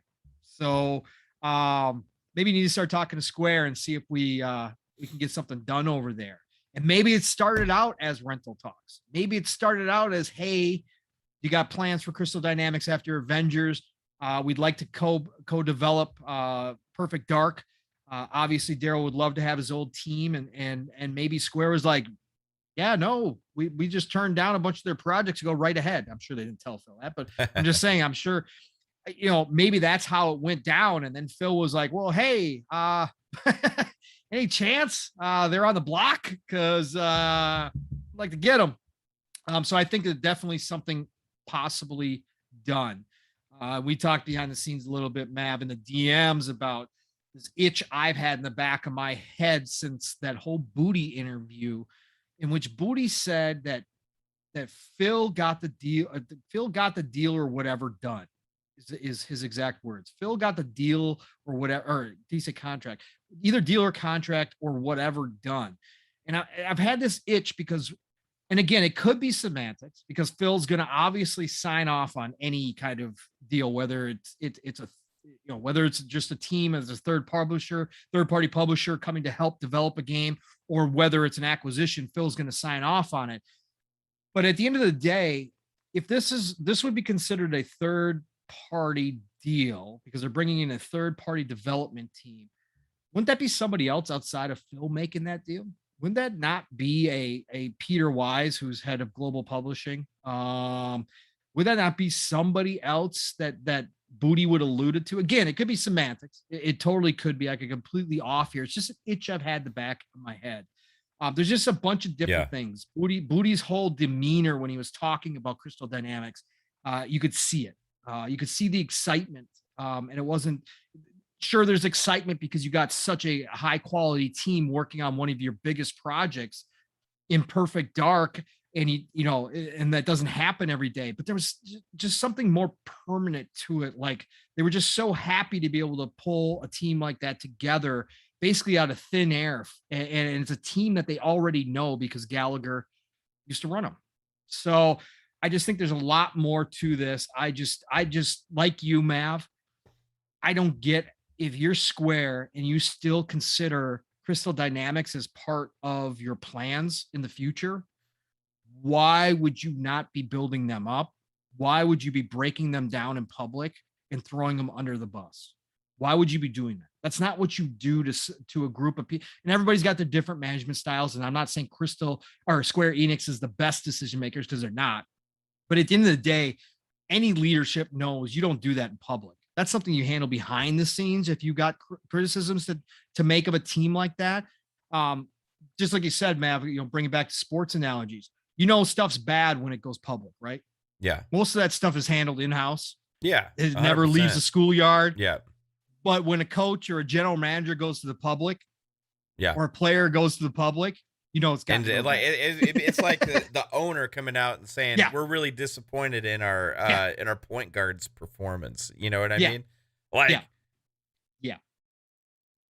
That's a basketball reference. Okay, so now you know what I mean. Like, it's kind of like, what is the benefit from the company at that point, right? There is none, and these interviews and these words are usually from executives, are like measured and chosen carefully before these interviews. They have to be extremely careful about the things that they say. They're usually not with the I say there's a few like the Take-Two CEO like Zelnick, like they're a little, some of them can be a little loose-lipped, right? But I think for the most part, and especially from Xbox's side, like they're extremely measured and careful about what they say. And I mean, Square's made comments like this before, but they've all been about the same aspects of being disappointed with this side of Yeah. their development. And it seems like they're maybe Guardians will change that, right? Yeah. Because we'll see how the sales numbers look. Again, like you said, they saw Tomb Raider as a disappointment. Oh, Tomb Raider was a lot of people's game of the year when it came Right. out, right? Yeah. But they saw it as a disappointment. So maybe I just think there's more to this because you're going out there publicly, you know, devaluing and also lowering the confidence to the public that Oh, you have in the studio. And I think for a lot of people out there, I saw they were kind of like taken back, like, whoa, like they just completely threw their dev under the bus. Like that's just weird, right? It's not something right. you see every day.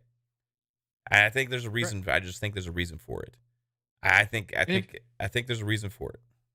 yeah, and if you're gonna make that critique in the public, then their follow up was a generic. Hey, in the future, we're gonna look to make sure that we have projects that fit the devs, right? But they threw Crystal Dynamics under the bus because they were specifically talking about Avengers.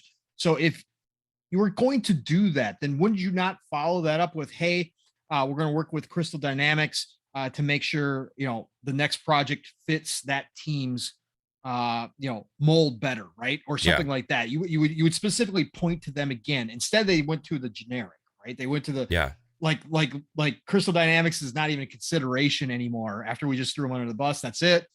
So this is definitely a wait and see. We've got a lot of time here. This is not something that we're going to see fairly quickly, I would imagine. At some point, if there's an official deal, obviously because it's publicly traded, Square is, it's going to have to be announced. But again, I think more it's going to be towards the back end of the Perfect Dark development cycle. Once they start wrapping up, I think then if everything is still the way it is, Gallagher's happy with his old team, which I can't imagine he won't be. Phil is happy with what comes out of Perfect Dark. It's looking great. I think that's when they sign the deal and then announce it that, hey, by the way, completed work on Perfect Dark. We're extremely proud of the initiative. We're extremely proud of Crystal Dynamics for the co-development process. And now we'd also like to announce that we're making Crystal Dynamics permanent part of Xbox. And hey, they're joining the initiative. So we just added a AAA team to the initiative on top of the people that we already got there. yeah, I think that's what we'll probably see. So this is definitely a wait and see approach. I think right now it probably is just a rental agreement with the underlying, the underlying statement that, hey, if things go well, then at the end of this, we're going to go ahead and just make this permanent. So, yeah, it was just kind of crazy. It like you said, Mav, a lot of people were taken aback by this, and I just you just don't see it. You just don't see it like this too often, especially in this industry at all, where somebody does that from that high up. And just again, this is Square Enix's MO.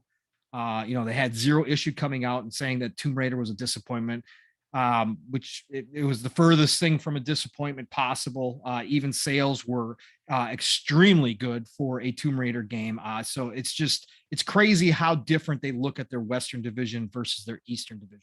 Their Eastern division can put out all these weird, wacky, again, that comes from the Eastern side of things, but they put out these little titles that barely sell anything. They're yeah, completely niche titles, like that new card-based game, right?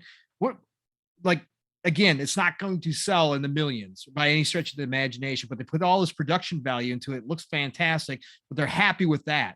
But then their Western side goes and busts their butts, puts out some of the best Tomb Raiders we've seen, and that's disappointing. Right? That's like, it's a head scratcher. It's a head scratcher to be sure. So can't wait. can't wait to see where this leads, man. I love this industry. You just Yeah. never know what's going to happen. But Yeah, and this doesn't mean that anything's going to get announced in the near No. future or anything like No, that. that's what I Like, said. It's like, it's something that I think even if it is like a done deal, like still these things can take a long time before they get announced. Just like the Sega thing, they've been working together for a while. You know what I mean? Like this is not just, hey, all of a sudden we're Sega and Microsoft are going to be partners. You know, this is like something that we've already been seeing the benefits, and the benefits only got stronger after the announcement. So we'll see. We'll see what happens. You know, we'll see. So Mav, let's end the show on some good stuff here. Welcome to the beginning of the avalanche of first-party titles. It's already started, but this was a big one.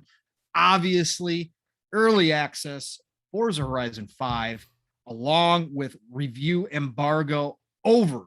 And so the reviews dropped today. And my God, besides a few outliers, we're talking about golden reviews, right? We're talking about massive reviews. We're talking about IGN, of all people, of all corporations, of all mass media, IGN saying it's a 10 out of 10 masterpiece. That was like the cherry on top. Unbelievable, Mav. I think it's sitting currently on, I think on Open Critic it's a 92. I believe on Metacritic it did bump up to a 92 as well. And that's with like 80 some reviews. So we're talking about already a beloved game that just dropped day and date into Game Pass. Is a first party studio in Playground Games, one of the best studios I think we can say at this point. It's got to be up there with the best studios in the world. Playground knows what they're doing. They're at the pinnacle of their development, especially when it comes to Forza Horizon. And now that we also obviously know that they're in charge of making and bringing back Fable as well. But this has got to be just a great moment for everybody at Xbox, Microsoft, Playground, even Turn 10, because Turn 10 obviously delivers so much of the tech that goes into these games on top of Playground creating their own tech. It is definitely a team effort over there, but Playground should get all the kudos in the world. Mav, you've been looking at all these reviews today. I don't know if you had a chance to jump into it. I didn't even ask you if you moved anywhere in the world and jumped into it earlier or not. Thoughts on these fantastic reviews coming out, almost universally beloved. I think the lowest one I saw was an 8, I think, something like that. Yeah. What do you think? What does this mean? And then on top of that, Mav, because I know you'll probably have some quick thoughts on the great reviews too. Let's throw this in there as well, because you posed this question. I've said this on other shows before, but you posed this question today on Twitter. But I proposed it. I said it on Boom Shows a couple months ago. Can this game this year in 2021, because of the way that the games have come out this year, because there is no dominating game when it comes to the game of the year talk, when it's a bunch of people have a bunch of different ideas, and if you ask anybody, you can get if you ask 10 people, you can probably get 10 different lists of games of what they believe should be in the game of the year conversation. Obviously, there's going to be some similarities, but I'm just talking about in order. Do you think this is finally the year that a racing game, I'm not talking about winning game of the year, we won't go that far, but just break at least nominated, break through that barrier and get at least nominated for game of the year? Because out of all of the racing games that have come, you got to believe this Forza Horizon 5, from what everybody's saying and reviewing, it's got to be the closest. It's got to be the best one to come along that has the greatest chance, especially in 2021. What do you think, brother? Well, I would hope that the highest rated game of the year would have a chance to be nominated for game of the year. Right? I mean, the writing was on the wall for this game that it was going to be stellar. It stole the show at E3, right? After that, it grabbed people's mind share like crazy. Yeah, people were like, all of a sudden, it's just another Forza game to where it's like, oh my God, I've never seen anything that looks like this before, right? The Forza Horizon 4 looked great, but this looks insane, So that was kind of like, this is not just the next Forza, right? They're taking it a step further. They sent out early copies to so many people, let them preview it, extremely confident in this game. They kept showing it in long gameplay sections on YouTube with all these developer inside looks and stuff. And you can just tell the confidence that they had in it, right? Going into all the people that got to play it for like, it seems like the people have had it for like weeks, They allowed the previews to be put online with a lot of people in the community and stuff. Then the reviews hit early, and not just early, but before before even the premium 5-day early section. This is like a week early before the game comes out. The reviews hit, and you see an open critic and 91 critic reviews. 91. That's a lot. That's a lot of reviews being counted for an Xbox game, especially. That's Yes. the thing I never get is why Xbox does not have as many reviews as PlayStation. I mean, I do get it, but I don't get it. And I think Microsoft, Xbox need to do a better job of getting those copies out to people so we can have more reviews on there. So, anyways, continue. Yeah, I'm curious how many Halo Infinite's going to get. I wonder if it'll surpass 92. I think, 91. I think it will too. 92 out of that many reviews is absolutely astounding. And then for just beyond that, when you're one of these larger gaming publications, right? Handing out 10s is not an easy thing for them to do. They don't just hand them out like it's candy, right? Because they get a lot of criticisms and stuff like that. So these bigger publications, hold on, I got to cough real quick. Sorry, guys. No problem. Don't worry about it. Do your thing, Mav. All right, sorry. Water. I'm lying. It's the sweet tea. All right, so the publications, making it a game, putting it out there that it's a 10. I mean, that's a big thing, is saying that, hey, this is like a one of a kind masterpiece, right? And that like IGN, as much crap as we give them, and other sites as well. I mean, they're not the only ones. You can't really like saying it's clickbait or anything like that. I mean, there's like so many freaking reviews on here that have crazy scores. It's absolutely mind-blowing how many 10s they got across the board, right? So, hey, props to them, man. Do I think it has a chance to win Game of the Year? I hope so, because genre, to me, should not define what a Game of the Year is. Genre should just be, I look back at some of my favorite games of all time, and some of them are racing games, right? Some of them are fighting games. Some of them are, whatever kind of game it is. If a game really exceeds and stands alone among the rest, why can't it win just because it's in a specific genre? I hate that mentality. Period. Great games are great games, right? I hope it has a chance. I think it deserves a chance. We'll see if it gets there. There's a lot of other great contenders as well, right? I haven't played this game yet, so I can't tell you if it's my Game of the Year, right? The other thing is, I want to give props to another game. Don't cry. Don't cry. Don't cry. I know this is emotional. I'm trying. So. I know. It's really tough, guys. Forza, it just means a lot to me. All right. No. Game Pass, I'm in love. All right, let's go. Football Manager 2022 from Sega. I just was looking at OpenCritic. Yeah. It's another one of those Sega things. It's only on Xbox and PC, guys. It's got 87. Are you serious? Yeah, it's got an 87 sitting here on OpenCritic. Hey, don't overlook that. Another Sega game. And guess what? It's not on PlayStation. Yep. Just throwing that out there. All right. So anyway, go on, Pong. I need a break. No, yeah, you do need a break. So before we kill Mav here, anyways, with this, I've said it on Boom Show, I thought that Forza Horizon 5 had the best chance out of any racing game to break that barrier and to at least get nominated. Like you, Mav, I don't believe that a certain genre should be excluded from Game of the Year. They didn't say story-driven Game of the Year. They don't say, narrative Game of the Year. They don't say any of that. And yes, I understand that they have a separate division, for where Forza normally would fall into. But at the end of the day, when a game is great, like you just said, it's great and it should be judged from that way because games come in all different forms.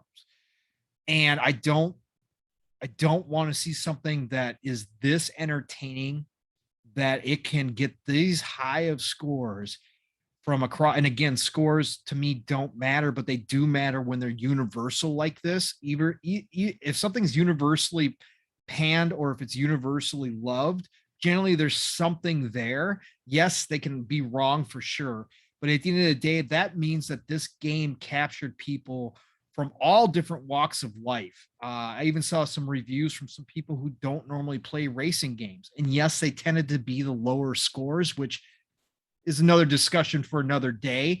But I still think that it crosses that barrier when it's this good, and it should be at least nominated. At least given the consideration.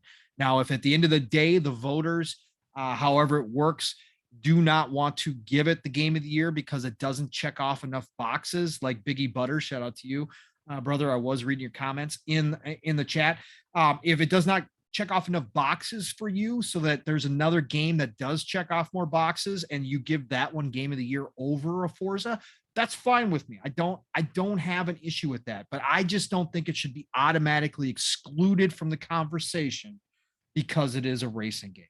I think that is absolutely wrong. And if that is how this is working, and again, there's no formal, there's no more formal rules out there anywhere that I've seen that say that a racing game cannot be nominated for Game of the Year. If that's not in there, then at the end of the day, then what are we doing? Then we need to have a real sit down and discussion about going forward, how we can fix that, because these awards are getting big enough in popularity. Again, they don't mean anything. I don't care about the awards. I watch the award shows just like I do with anything for the trailers, for the big bomb news, right? That's what I watch the awards. I could care less about the awards, but for the developers, for the publishers, for every single person in these studios and these teams that put in all of this work, time, and effort, those awards do mean something.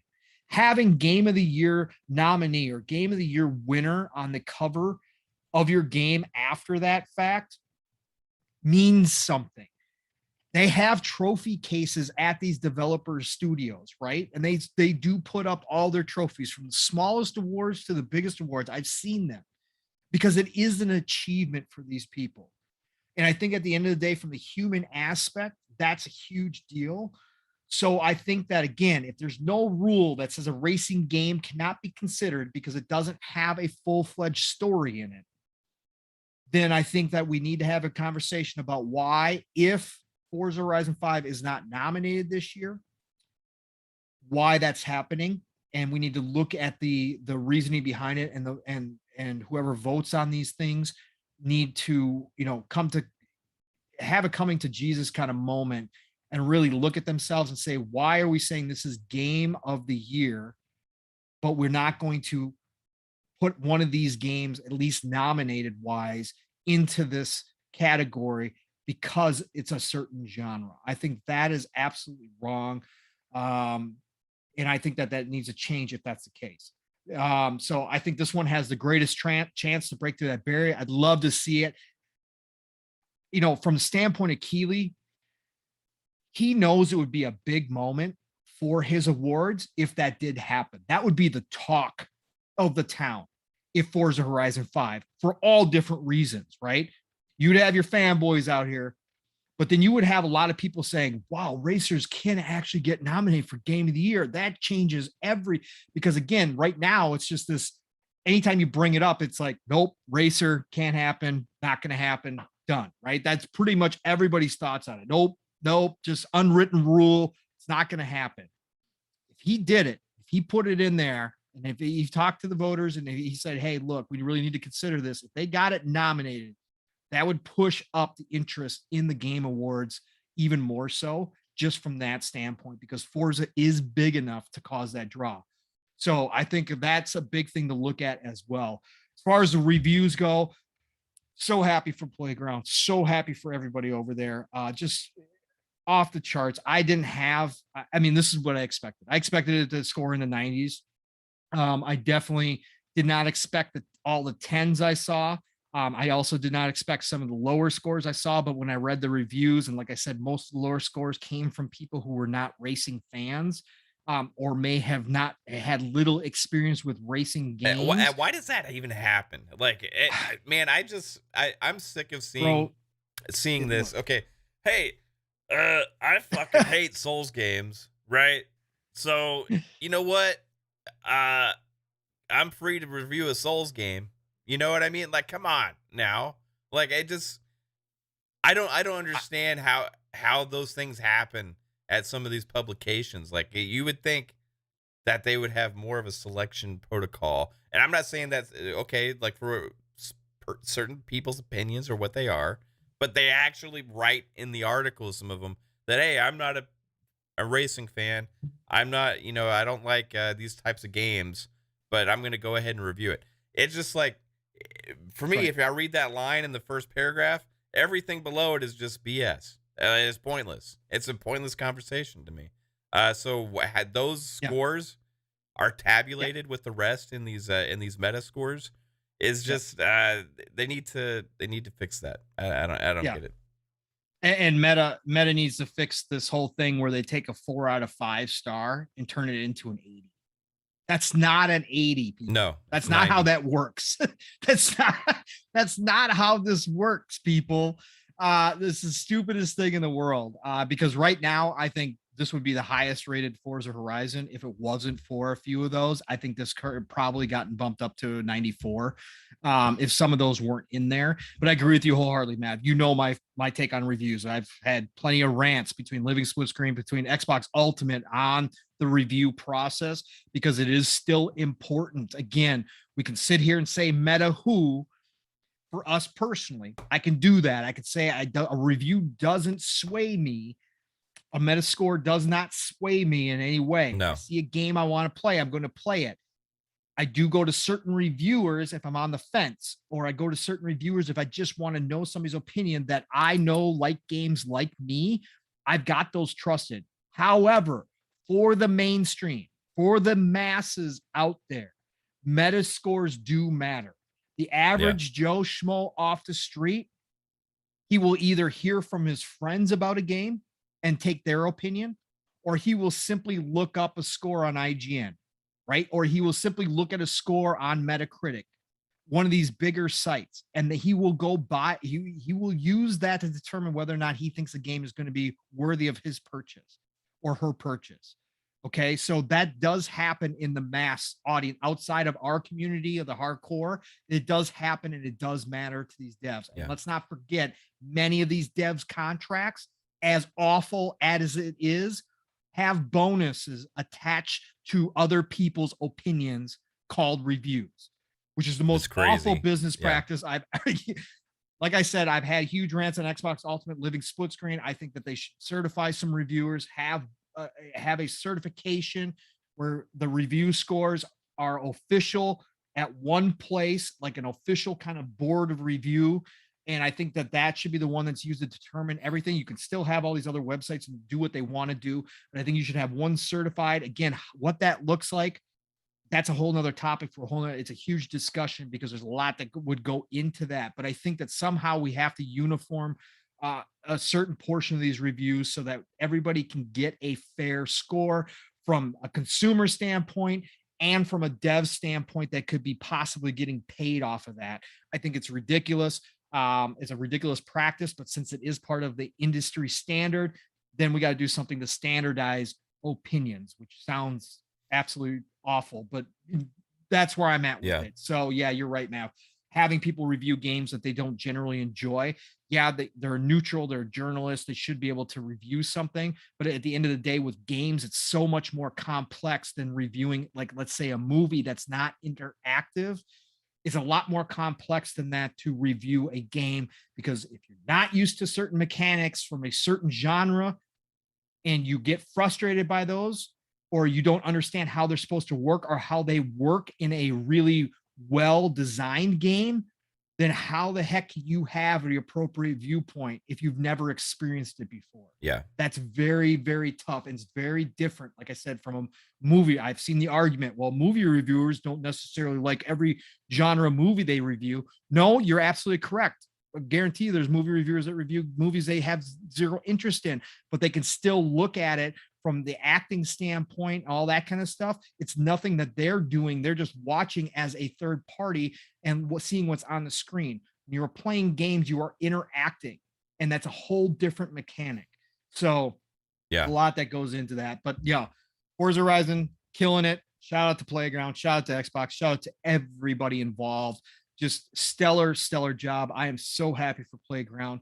These people have just worked their way up into the conversation of some of the best devs in the world. If they pull off Fable, and I'm more excited for Fable than I ever have been, with Playground working on it, I can't wait to see what they deliver. But if they nail that, they are going to be considered up there at the top 3, guaranteed, because this team is special.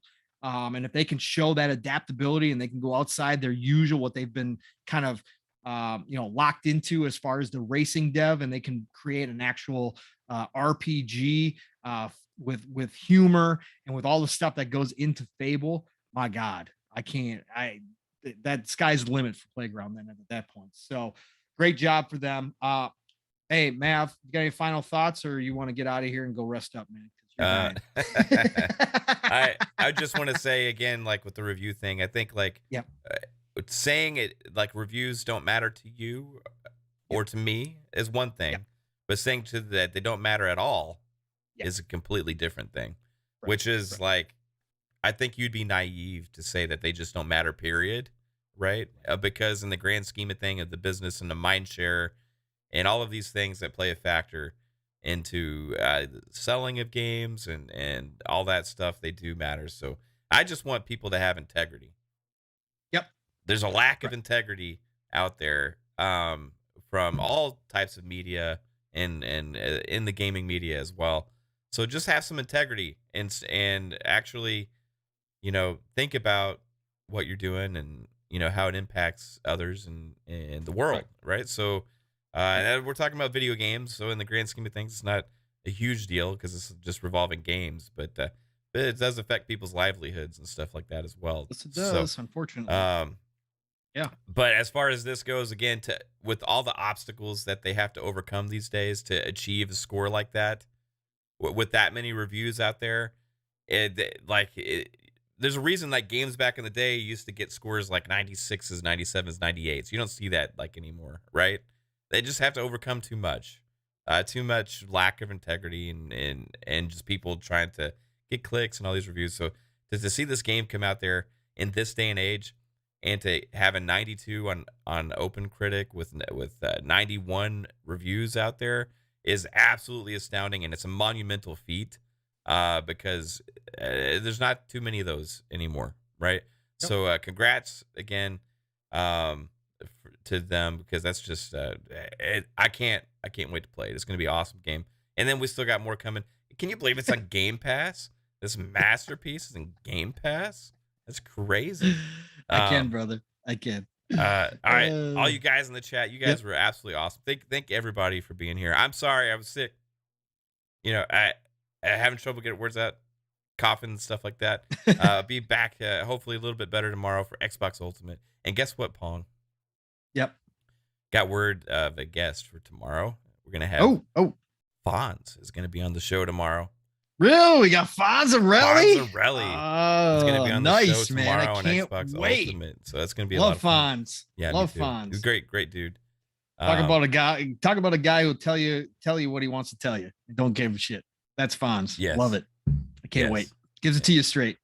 Yeah, he does. Good dude. Yep. Yeah. Pong. Yeah. See us out, man. Okay. I will see us out. It's been a fantastic 2 hours. Everybody, thank you for joining us. Almost 70 likes. If you have not hit that like button, let's get the business out of the way. Make that happen. Subscribe to Fun Speculations channel. Again, he's doing so much, building this empire, so much content, always streaming. He's got all these shows going on. My brother from another is on another level. So please do the business side of things for us as well. But we appreciate every single person that joins us. Again, this is just something crazy idea that Mav came up with out of the blue. Here we are, and we've got this huge audience coming out to see us each and every week. Love you all. Nothing but respect for the chat at all times. It's the only reason why we are here. So thank you, thank you, thank you. Thank you for all the super chats. Love you, love you, love you. Every single one of you. So anyways, great show. Episode number 3 in the books. Obviously, you know what, Mav? Just give us the quick rundown if you can without choking to death, where everybody can find you real quick. Obviously, all the shows, just the quick version because you're going to die otherwise. Yeah. Twitter, Fun Speculation. Here on YouTube right now, Fun Speculation. You can catch all of our shows on audio platforms as well, such as Spotify, Google Podcast, Apple Podcast, and more. The shows include the show you're watching right now, PM in the PM, with my dude Pong Soul, who, by the way, my mother-in-law was in the chat, Pong, and she said she says that the audio is better, even though I still sound like shit. So thanks, Susie. Love you so much. Tomorrow we got Xbox Ultimate. It's at 9 p.m. Eastern time. You guys come and hang out. We have a blast. I have a feeling tomorrow is going to be a special show because I think we're going to have a couple people back. So I'm not going to say 100%, but I think we're going to have a couple people back tomorrow. So I think it's going to be a special show tomorrow. And then also Saturdays, check out FSP with Key and Fuzzy. Absolute a blast doing that show. It has a completely different flavor from the other shows that we do. I love those guys and all their thoughts and breaking stuff down. Great takes, guys. Those guys are awesome. So come check out FSP at 6 p.m. Eastern on Saturdays. Then back on Mondays with tidbits, breaking down the games coming out for the week and any relevant news that drops on Mondays. And then on Tuesdays, you can check me out on Double Barrel Gaming with this man here, Pong Soul, and the rest of the Double Barrel Gaming Xbox Factor podcast crew, Archimedes, 3-Bit, Zimmy, all those awesome people. And then Wednesdays, I had to skip Fun Pop this week, guys. I mean, as you can tell, like it was like this yesterday, but worse. So, Fun Pop didn't get to do it yesterday. Looking forward to bringing it back next week, Wednesday at 7 p.m. Eastern time. And we're gonna maybe break down Eternals next week, so that should be fun. And have a great day, everybody. Thank you. Pong? Awesome. Thanks, Mav. Yes, sir. Yes, sir. Look, turn on the mute. Mom-in-law has heard enough. She doesn't need to hear any more of that. The ears are bleeding. So anyways, thank you, first of all, brother, for all the stuff you do in the background. Obviously, Kaitlin, thank you for all the graphics work. Thank you for giving me the captain's chair. Pong Soul, everywhere. You guys know the drill by now. So again, we're on Thursday, tomorrow night, Xbox Ultimate, like Mav was talking about, going to be a great show. We always have a great time there. Saturday mornings, living split screen. Set those alarms now so you don't forget. My brother from another, Steel Rain, and I are going to be on at 10 a.m. Eastern, 9 a.m. Central Time, 3 p.m. UK time. You don't want to miss it. 3 hours plus of nonstop talk from the two talking heads that just can't get enough of their own voices. That's right. Steel and myself will be there to wake you up. So get there. Living split screen, all one word. Saturday nights, the Shop Podcast, PTK Blam, Centurion, Fuzzy Belvedere, and myself. Look, we're going to have Just Key on this week. Another great, awesome person from the community, obviously, as Mav can tell you. So he is on Saturday night, 9 p.m. Eastern, 8 o'clock Central Time. We won't have the time change yet, so we're still good on that. Shop Podcast, PTK Blam's channel. Tuesdays, Boom, Double Barrel Gaming, Zemi, 3-Bit when he's available, Mav, Archimedes, myself, Xbox Factor Podcast, Tuesdays, 12 p.m. Eastern, 11 o'clock Central Time. All things Xbox, come by and check us out. And then otherwise, I will see you guys back here next Thursday. Hopefully, if Mav is still alive, PM in the PM. That's right, Pong and Mav in the PM. It might just be P in the PM next week. We don't know. But anyways, pause. Anyways, P in the PM. All of you. All of you have a wonderful night. Thank you for joining us. For Mav, aka Fun Speculation, I'm Pong Soul. This has been PM in the PM, and we will all have a great night. Golden age of gaming is upon us. Play what you love what you play. Talk to you all real soon. Love you. Bye. Bye.